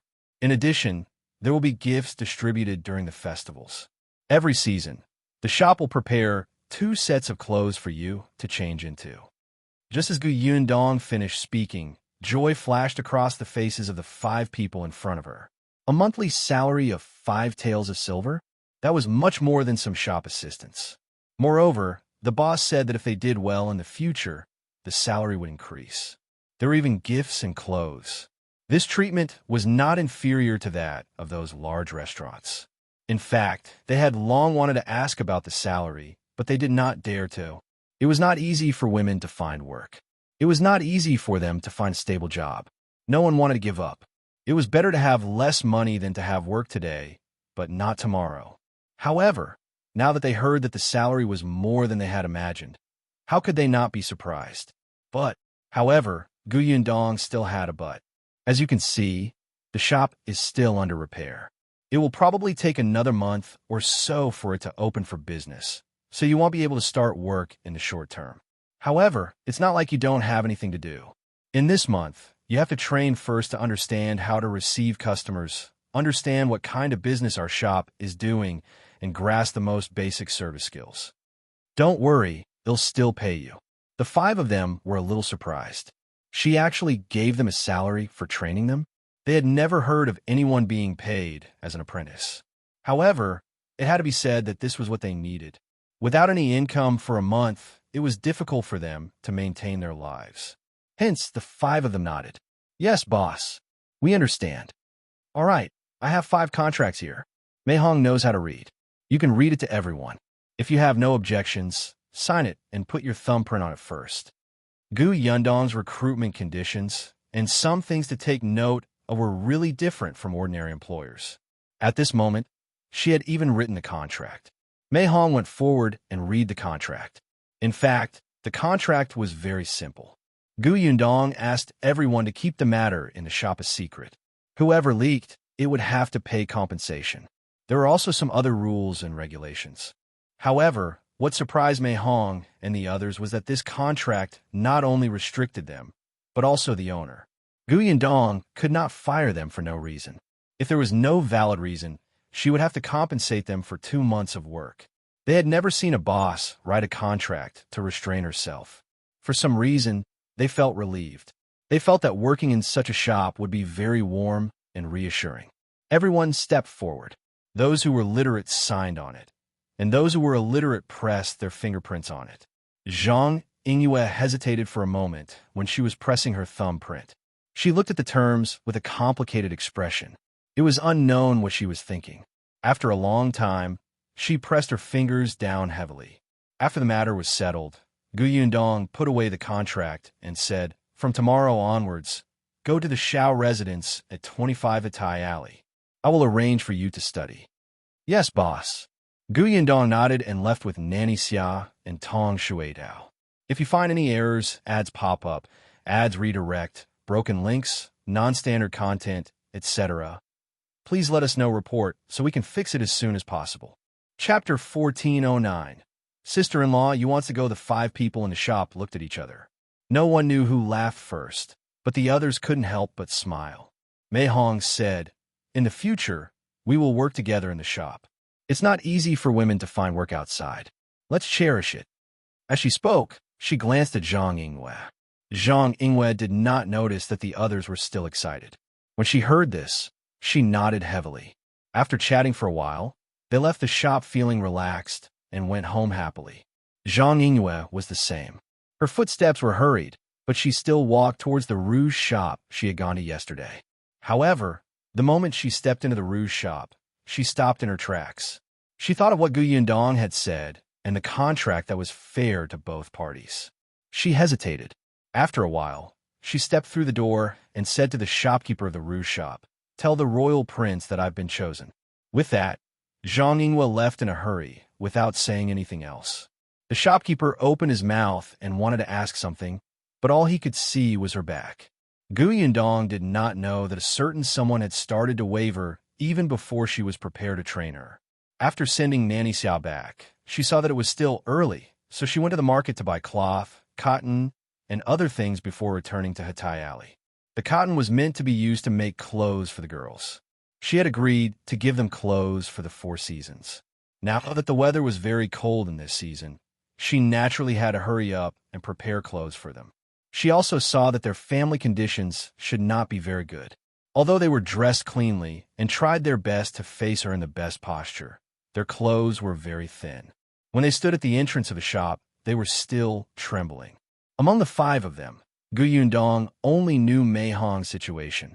According to Nanny Xia, Mei Hong was indeed from the palace. When the late emperor was in power a few years ago, the number of palace maids in the palace increased greatly, to the point of overflowing. Later on, when the new emperor took the throne, he issued a series of measures, including the regulation of letting palace maids out of the palace. Mei Hong was 25 years old and was also among the palace maids released from the palace. She had previously served a noble who liked to drink tea, so Mei Hong had learned a little from him. No matter what, she had a skill. Nanny Xia thought that with her ability, she wouldn't end up like this. However, she had previously heard from her that there were young siblings in the family. Presumably, this was the reason.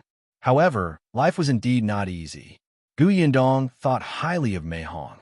She might become a store manager or something in the future. The capital was so big, and there were so many wives of aristocratic families. She could totally open a second one. Yundong felt that her idea was feasible. Now that she had recruited someone today, her mood improved. Unexpectedly, just as she was about to enter with many bags, she suddenly saw Mrs. Yu coming over with a vexed expression. Yundong asked curiously, "What happened to sister-in-law Yu?" When Mrs. Yu saw her, she immediately ran over and asked, "Sister Yundong, do you know that there's a shop on Jinlan Street that recruits female workers?" Yundong, "I think so. Why?" Mrs. Yu was even more vexed. I didn't go out yesterday and missed this matter. I originally wanted to ask if they wanted me. I'm a diligent person, but I just went over and they've already finished recruiting. If you find any errors, ads pop up, ads redirect, broken links, non-standard content, etc., please let us know report so we can fix it as soon as possible. Chapter 14:10. Nanny Xia expresses her suspicion. The corners of Yundong's mouth twitched. She let Tong Shuitao carry the things into the courtyard. She turned around and looked Mrs. Yu up and down. Mrs. Yu felt uncomfortable under her gaze and asked, What's wrong? Why are you looking at me like that? Sister-in-law Yu wants to work in that shop too? Isn't that so? Mrs. Yu said, "You know my family situation. The children are all grown up. I just want to find something to do to help cover the family's expenses so that the children can live a better life. Most importantly, with her salary, wouldn't her status in the family rise?" Yundong stroked her chin. Actually, she had a good impression of Mrs. Yu. Although sister-in-law Yu was quite eloquent, she said what she should say and did not leak a word that she should not say. For example, her family had a lot of troubles. She and her youngest sister-in-law did not like each other, but outside, she had never said anything bad about this sister-in-law and did not let others know that their family was at odds. If Yundong did not live next door, she would not know so much. Mrs. Yu was more or less the kind of person who would settle her family matters at home. When facing outsiders, the family should be united against outsiders. Yundong felt that she was actually a very perceptive person with an outgoing personality. She was really diligent. Anyway, every time Yundong saw her, Mrs. Yu would be working. Even if she came to talk to Yundong, she would be sewing with a basket. Now that sister-in-law Yu had taken the initiative to say that she wanted to find work in a shop, Yundong was quite happy. Hence, she smiled and said to Mrs. Yu, "Sister-in-law, if you really want to go to that shop to be a female shop assistant, come to my house at 7 in the morning tomorrow." Sister-in-law Yu was stunned for a moment, but she quickly reacted. She looked at Yundong excitedly. "Sister Yundong, do you have connections? You can let me enter that shop to be a shop assistant? Don't worry. Introduce me. I promise not to embarrass you. I'm very diligent." "I know. Sister-in-law, remember to come tomorrow." With that, Yundong waved her hand and entered the house. Sister-in-law Yu nodded repeatedly and was so excited that she wanted to cry out. However, when she thought of her troublesome sister-in-law at home, she immediately pulled a long face and walked in dejectedly. When Yundong returned home, Shao Qingyuan was not back yet. He should still be looking for a shop. With a few more servants in the house, Yundong did not have to worry about food.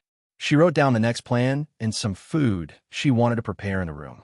Not long after, Shao Qingyuan returned. The moment he entered, he gave her 2 contracts. I've bought the shops. They're on Nanka Street. The 2 shops are diagonally opposite each other and not far away. Yundong poured him a cup of tea before sitting down to read. They're quite big. Yes, they'll bring you to take a look another day. Okay. Yundong also told him about the manpower. The Qin residents will send 2 people over tomorrow. When the time comes, they'll be handed over to Nanny Xia. She's good at training, so I can relax a little. Shao Qingyuan rubbed her head and said softly, I went to the Song residence today. Bai Zhiyan can already get out of bed. Yundong was stunned. Her eyes lit up. All right, let's go and eat first. Annie Tian had already served the food. Yundong and Shao Qingyuan rested early after eating. The next day, Nanny Xia arrived just as Yundong woke up. Looking at the woman who kept yawning, the corners of Nanny Xia's mouth could not help but twitch. She expressed deep doubt about her decision. If you find any errors, ads pop up, ads redirect, broken links, non-standard content, etc., please let us know report so we can fix it as soon as possible. Chapter 14:11. Yundong has a way of managing her husband. Yundong gave Nanny Xia a dry laugh and called out, Nanny, have you eaten? Do you want to eat something? No need. Nanny Xia sneered. She turned around and saw Shao Qingyuan. She nodded slightly. Shao Qingyuan draped a cloak over Yundong before sitting opposite her and starting to eat. Nanny Xia narrowed her eyes slightly. This woman was quite good at controlling her husband. Yundong ate slowly, and Nanny Xia was getting impatient. She wanted to remind him, but Shao Qingyuan, who was opposite her, spoke first. Eat slowly. It's still early. Nanny Xia was speechless. She had better go outside and get some fresh air. Nanny Xia felt that it was too late. Yundong should have let those girls come earlier. That way, she would not have to sit here alone and endure it. However, what Nanny Xia did not know was that Mei Hong and the other girls were already standing at the entrance of the Shao residence. They had all come in advance, but when they thought of the time that Yundong had mentioned, they could not knock on the door and disturb her, so they simply waited at the door. Mrs. Yu had also left early. Unexpectedly, just as she was about to knock on the Shao family's door, she saw 5 people standing there silently. She did not know what they were trying to do. Mrs. Yu was shocked and quickly went forward. She asked in confusion, Who are you looking for? The Shao family? Mei Hong said, Yes, we're looking for Boss Gu. Boss Gu? Mrs. Yu quickly recalled that Sister Yundong had said that her family was going to open a shop, but shouldn't she be called Lady Boss? Unable to figure it out, Mrs. Yu shook her head and asked, Then why don't you go in? Before Mei Hong could finish speaking, the door in front of her was suddenly opened. Uncle Tian only opened the door to take a look when he heard the sound outside. He did not know the others, but he knew Mrs. Yu. Uncle Tian looked at Mrs. Yu. You guys are. Mrs. Yu hurriedly said, I'm here to look for Sister Yundong. She told me yesterday that she wanted me to come in the morning. Look, I'm 15 minutes early. Uncle Tian nodded and looked at the others. Zhang Yingwei said, Me too. Uncle Tian looked at the number of people and understood in his heart. They should be the female workers that Madam had mentioned, right? He quickly moved half of his body aside. Come in first. Madam has instructed you to enter directly when you arrive. Mei Hong and the others heaved a sigh of relief. Mrs. Yu was the first to enter. Yundong had already finished her meal. When she heard the commotion, she followed Nanny Xia over. Mei Hong and the others quickly went forward respectfully. Boss Gu, you're here. Yundong looked at the 5 of them. Yes, they were in good spirits. She stepped back, revealing Nanny Xia behind her. She introduced, This is Nanny Xia. She used to serve the nobles in the palace. Now, she's the shopkeeper of her shop. From today onwards, she will teach you some basic etiquette. Other than Mei Hong, everyone else widened their eyes. A nanny from the palace? Yundong said, Nanny Xia is very capable. Previously, many big families wanted to invite her to the residence to be a nanny. Now that she's here to teach you, you're lucky. You have to study hard in the next month. It's good for you. Yes, boss. The few of them were faintly excited. Only Mrs. Yu, who was at the side, had a dumbfounded expression. Gu Yundong smiled and turned to her. Sister-in-law, don't you want to be a female shop assistant at the new shop on Jinlan Street? If you find any errors, ads pop up, ads redirect, broken links, non-standard content, etc., please let us know report so we can fix it as soon as possible. Chapter 1412. Another female worker, Mrs. Yu nodded blankly. Yes, yes. Gu Yundong pointed at Mei Hong and the rest. They're the 5 new female workers that the shop recruited yesterday. You can learn from them in the future. Mrs. Yu blinked again, and suddenly reacted. She immediately looked straight at Gu Yundong. Yundong, Sister Yundong, do you mean that the shop was opened by you? Yes, I opened it. Gu Yundong smiled. Sister-in-law Yu, do you still want to go? Mrs. Yu was a little stunned, but when she heard this, she immediately nodded reflexively. I want to go. I really want to go. Gu Yundong nodded. In that case, Mrs. Yu, come in with me. I'll tell you about the situation in the shop, and let's sign a contract. After saying that, she turned around and entered the central room. Mrs. Yu followed her in a daze. Gu Yundong told her the basic situation of the shop, which was similar to what Mei Hong and the others had said. Then, she took out the contract as well. Mrs. Yu could not read much, so Gu Yundong read the contents of the contract. Mrs. Yu understood, but it was precisely because she understood that she was surprised. Sister Yundong, you'll be at a disadvantage with this contract. Is there a reason for you to compensate if you want to fire the workers? Gu Yundong could not help but laugh. I know what I'm doing. If sister-in-law Yu thinks that there's no problem, you can put your thumbprint here. However, should sister-in-law Yu go back and discuss with her family? No need. I've already spoken to my husband. He'll press the thumbprint now. After hearing Gu Yundong's words yesterday, Mrs. Yu felt that with her introduction, she would definitely enter that shop to work. Hence, she had already spoken to her husband. She did not expect that this shop would directly belong to Sister Yundong. Sister-in-law Yu was very excited now. There were 5 taels of silver for her salary. It was so much. Moreover, if she worked hard, it would increase. When she had money in her hands, she would not have to squeeze in this courtyard with her entire family. She could even send her son to school. Mrs. Ye's original name was Yurong, and she was about the same age as Tang Lihua. She had an outgoing personality and was easy to get along with. As soon as she signed the contract, she immediately changed her way of addressing him. Boss, they'll go out first and go home to inform my man. Then, they'll come over and learn from shopkeeper Xia. Okay. Mrs. Yu left in a hurry. Gu Yundong packed up the contract and walked out of the central room. Outside, Nanny Xia had already given them a lecture. Not only Mei Hong and the others, but also the 3 servants that Gu Yundong's family had bought. The 8 of them did not dare to slack off in the slightest in the face of Nanny Xia's aura. Their expressions were as serious as primary school students listening to class.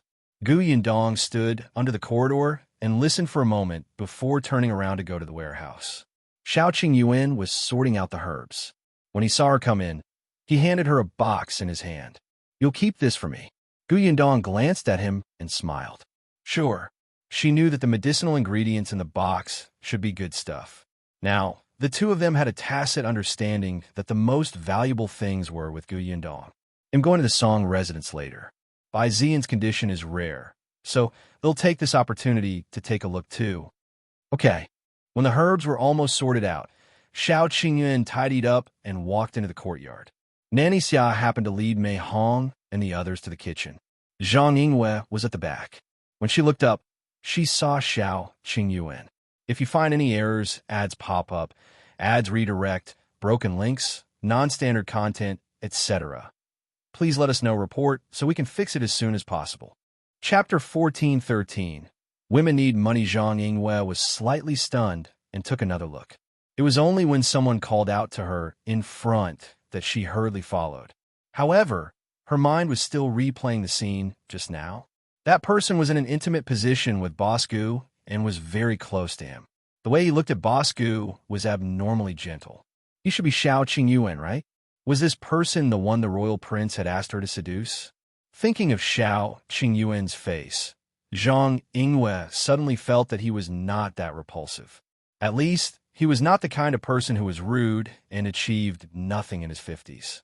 Instead, he was exceptionally elegant and handsome, and he had an aura that ordinary people did not have. Zhang Yingwei took a deep breath and smiled. Unexpectedly, in the next moment, Nanny Xia's slightly stern voice sounded in his ear. Zhang Yingwei, come and take this tray. Zhang Yingwei suddenly came back to her senses. When she met Nanny Xia's penetrating gaze, her body suddenly trembled. She quickly went forward and carried the tray.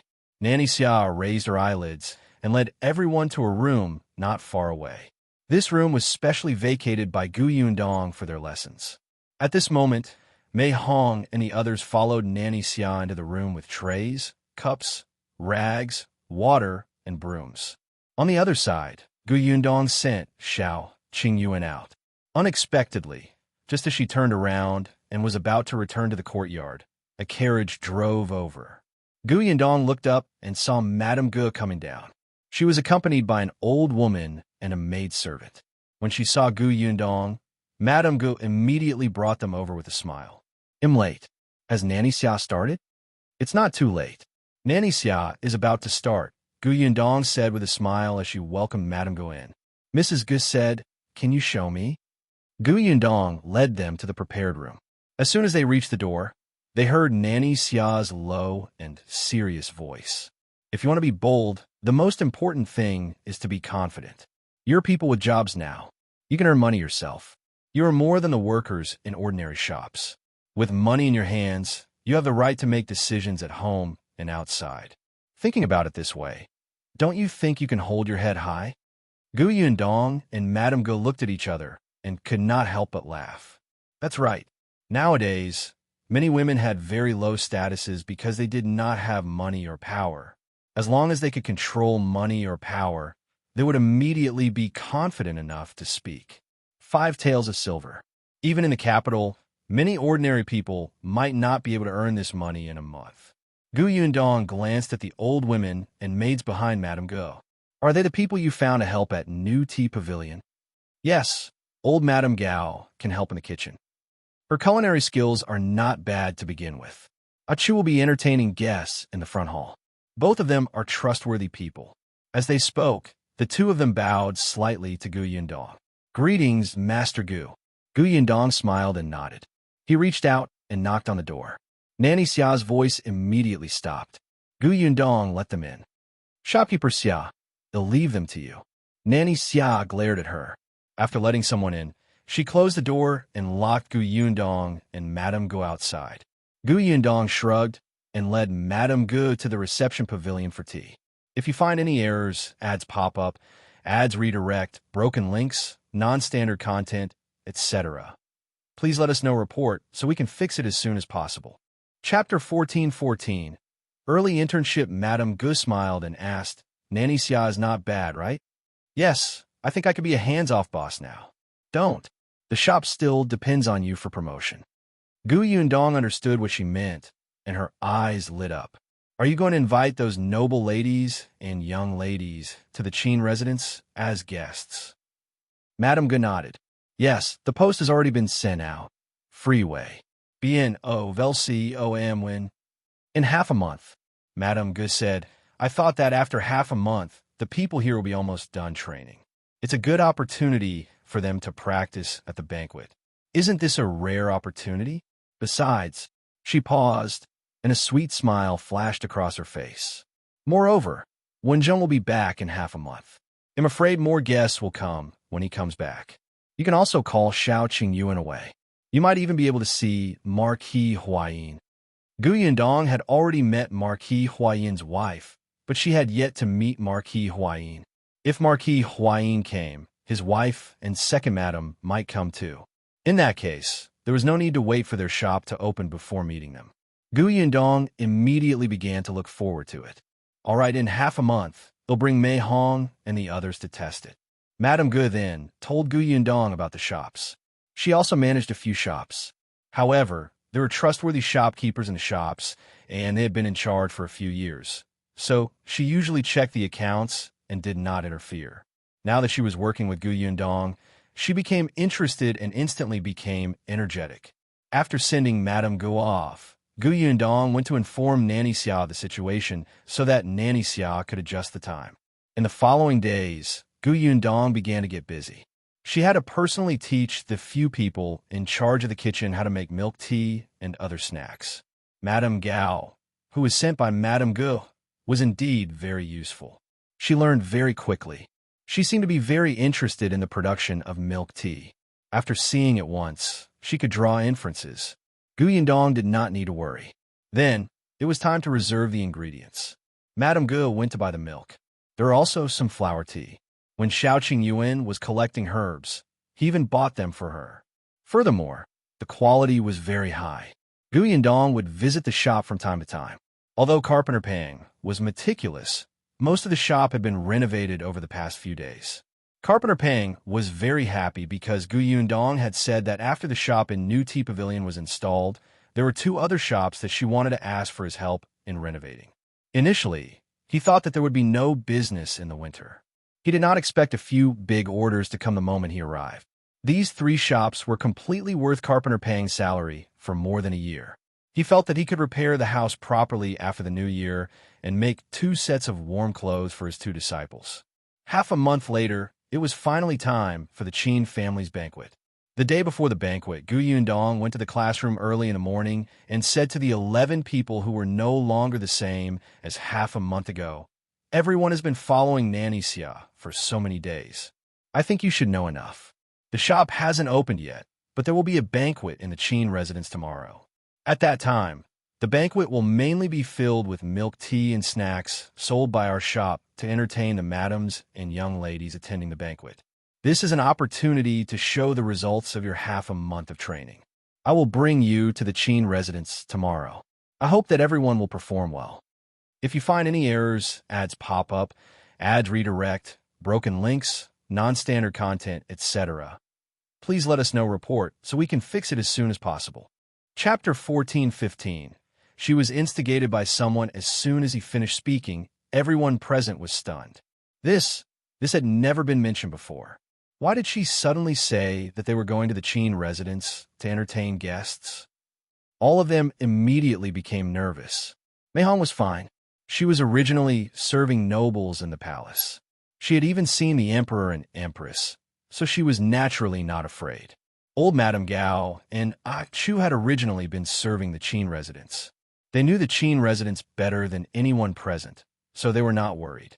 As for Madame Zhou and the other 2 servants in Gu Yundong's residence, although they were nervous, their main venue was in the kitchen, so they felt more at ease. The remaining people's palms were sweating. Nanny Xia's mouth twitched when she saw this. She shouted, "Have you forgotten what I told you on the first day? What's there to be afraid of? You're just serving tea and water. Didn't you all perform very well in front of me previously? It's the same tomorrow." Furthermore, Nanny Xia glanced at Gu Yundong. "With Boss Gu around, there's nothing for you to worry about. Even if you offend a noble, she will take care of you." Gu Yundong was speechless. "Nanny Xia, even if you're giving them courage, they don't have to dig a hole for me to jump into. I'm just a weak, helpless, and pitiful woman. I don't dare to offend so many people." However, Nanny Xia was encouraging everyone, so she obediently shut her mouth. However, from the corner of his eye, she still saw a strange expression on someone's face. Zhang Yingwei. Zhang Yingwei was different from sister-in-law Yu. She had interacted with the royal prince, Zhiyan, so she more or less knew about that class of people. She knew that with Gu Yundong's status, it was impossible for her to protect them. Therefore, she was not encouraged by Nanny Xia at all.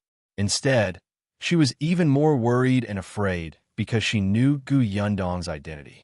No, that wasn't right. She still had the royal prince. Gu Yundong raised her eyebrows. After half a month of observation, she more or less knew Zhang Yingyu's motive. Over the past few days, Zhang Yingwei had been wanting to go to the front courtyard. She wanted to see Shao Qingyuan. However, Shao Qingyuan was not at home most of the time. Even if he was, he would not come to the classroom here. Gu Yundong had originally wanted to chase Zhang Yingyue out after seeing her motive. This girl could have other motives, but she could not covet her man. However, just as she was about to take action, Nanny Xia told her that Zhang Yingyue should have been instigated by someone. Instigated by someone. For some reason, Gu Yundong thought of the Cui family. She did not have many enemies, and Cui Lan was one of them. Her love for Shao Qingyuan had turned into hatred. It was possible that she would find another person to seduce Shao Qingyuan. However, it was strange that Zhang Yingyue had not contacted anyone for the past half a month.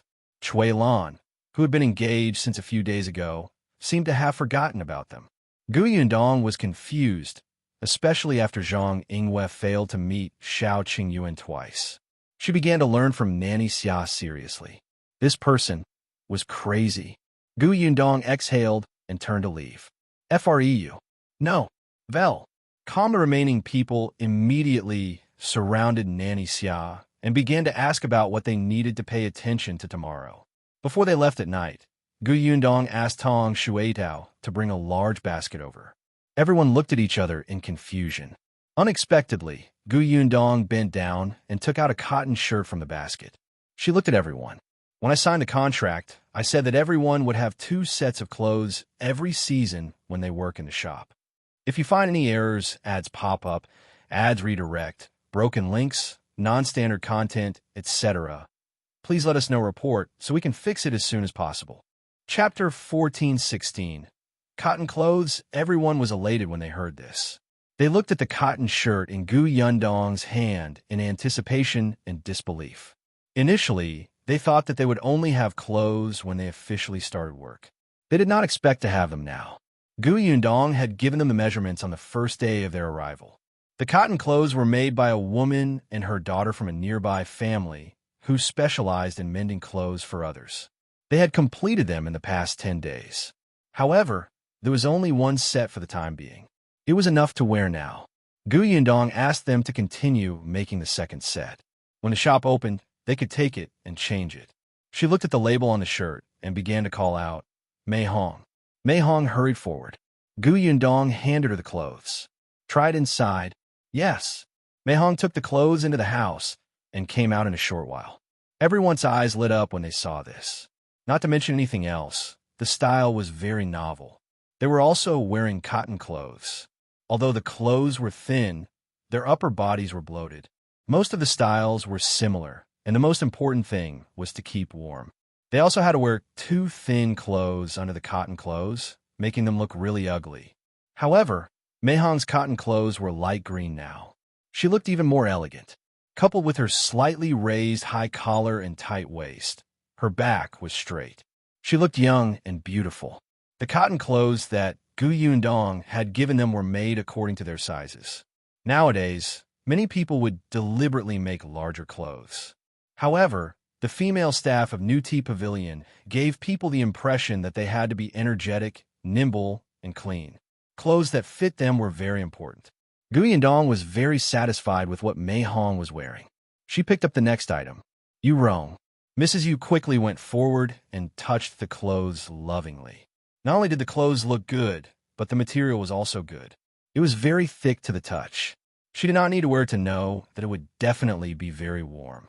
Mrs. Yu had a child at home, so she would usually think of putting on new clothes for the child. However, in the past half a month, Nanny Xia had also mentioned that these clothes represented the shop's reputation. If they were dirty, it would affect the shop's reputation. If the shop's reputation fell because of this and was criticized, she would be fined. In serious cases, she might even lose her job. Therefore, the people here instantly gave up on the idea of letting others wear their clothes. The clothes were distributed one by one. Gu Yundong looked at them and found that they all fit in very well. When she was recruiting, Gu Yundong had also taken a look at their appearance and height. Now that they were standing in a row, it was very pleasing to the eye. Gu Yundong nodded in satisfaction. Very good. You can all go back first today. Rest early tonight. We will gather here at dawn tomorrow. I will bring you to the Qin residence then. Yes, boss. Everyone quickly agreed. Then, they entered the house and changed out of their cotton clothes. They cherished the clothes and folded them before putting them away. They left the Shao family one after another. Only Ding Rujun walked last. After some thought, She placed the clothes in the basket. When she met Gu Yundong's puzzled gaze, Ding Rujun said in embarrassment, "My house is a little messy. I'm afraid that my clothes will get dirty when I bring them back, so I want to leave them here first and wear them tomorrow. Okay, boss?" Gu Yundong nodded and smiled. Of course. She also had some understanding of Ding Rujun's situation. If you find any errors, ads pop up, ads redirect, broken links, non-standard content, etc., please let us know report so we can fix it as soon as possible. Chapter 14:17. Ding Rujun's situation. The Ding family's conditions were average, but her father had married a stepmother. Her stepmother did not treat her very well, but because Ding Rujun had embroidery skills, the money she earned from embroidery every month allowed the family to eat 2 more meals of meat. On account of the fact that she earned money, her stepmother did not abuse her. However, Ding Rujun did not have any time to rest. She had to work hard at home the entire day. She was quite smart. She did not embroider quickly to avoid raising her stepmother's appetite. Occasionally, she would even leave a few pieces of handkerchief and ask someone to help her sell them for money in the cloth shop. However, her stepmother did not like her and despised her for not earning enough. She wanted to bring her to the embroidery workshop. It was said that the embroidery workshop provided food and accommodation, and the money she earned every month was quite a lot. Ding Rujun did not want to enter the embroidery workshop. It was fine to do embroidery now, but if she did it for too long, her eyes would not work. Back then, her biological mother had damaged her eyes like this, and her body had fallen ill. She did not want to repeat the same mistake. Therefore, when her stepmother brought her to the embroidery workshop, she deliberately hid her talents. The embroidery workshop did not fancy her. However, her stepmother was still unwilling to give up. When she heard that Jinlan Street was recruiting, she immediately urged Father Ding to send Ding Rujun over. Father Ding really brought her to Jinlan Street. Ding Rujun was unwilling at first and only planned to go through the motions. She thought that if her embroidery skills could not pass, others would not want her. However, when she entered, she realized that the shop was not hiring an embroidery maid, but a female shop assistant. Moreover, according to Boss Gu, the guests were all women. Ding Rujun immediately understood that she had to seize this opportunity, so she performed very well and entered the shop. Her stepmother was not happy, but when she heard that she had signed a contract and would earn 5 taels of silver every month, she reluctantly agreed. After Gu Yundong found out about this, he spoke to Ding Rujun alone.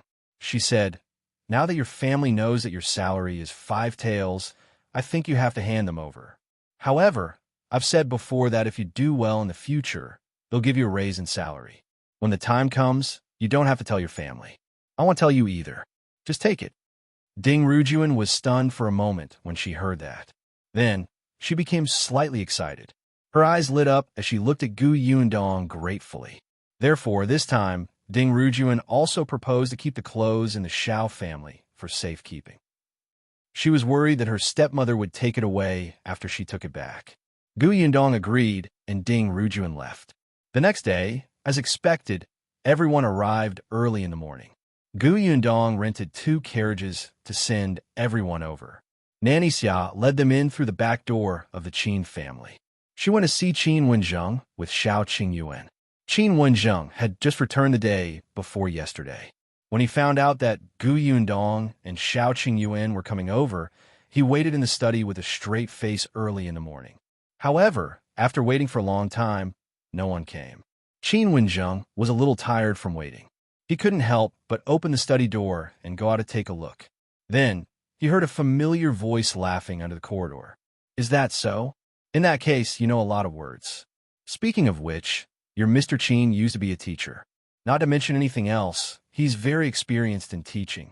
If you learn more from him, you might even be able to become an elementary scholar." "Sister Gu, you must be joking. I'm not talented in studying, and I'm already so old.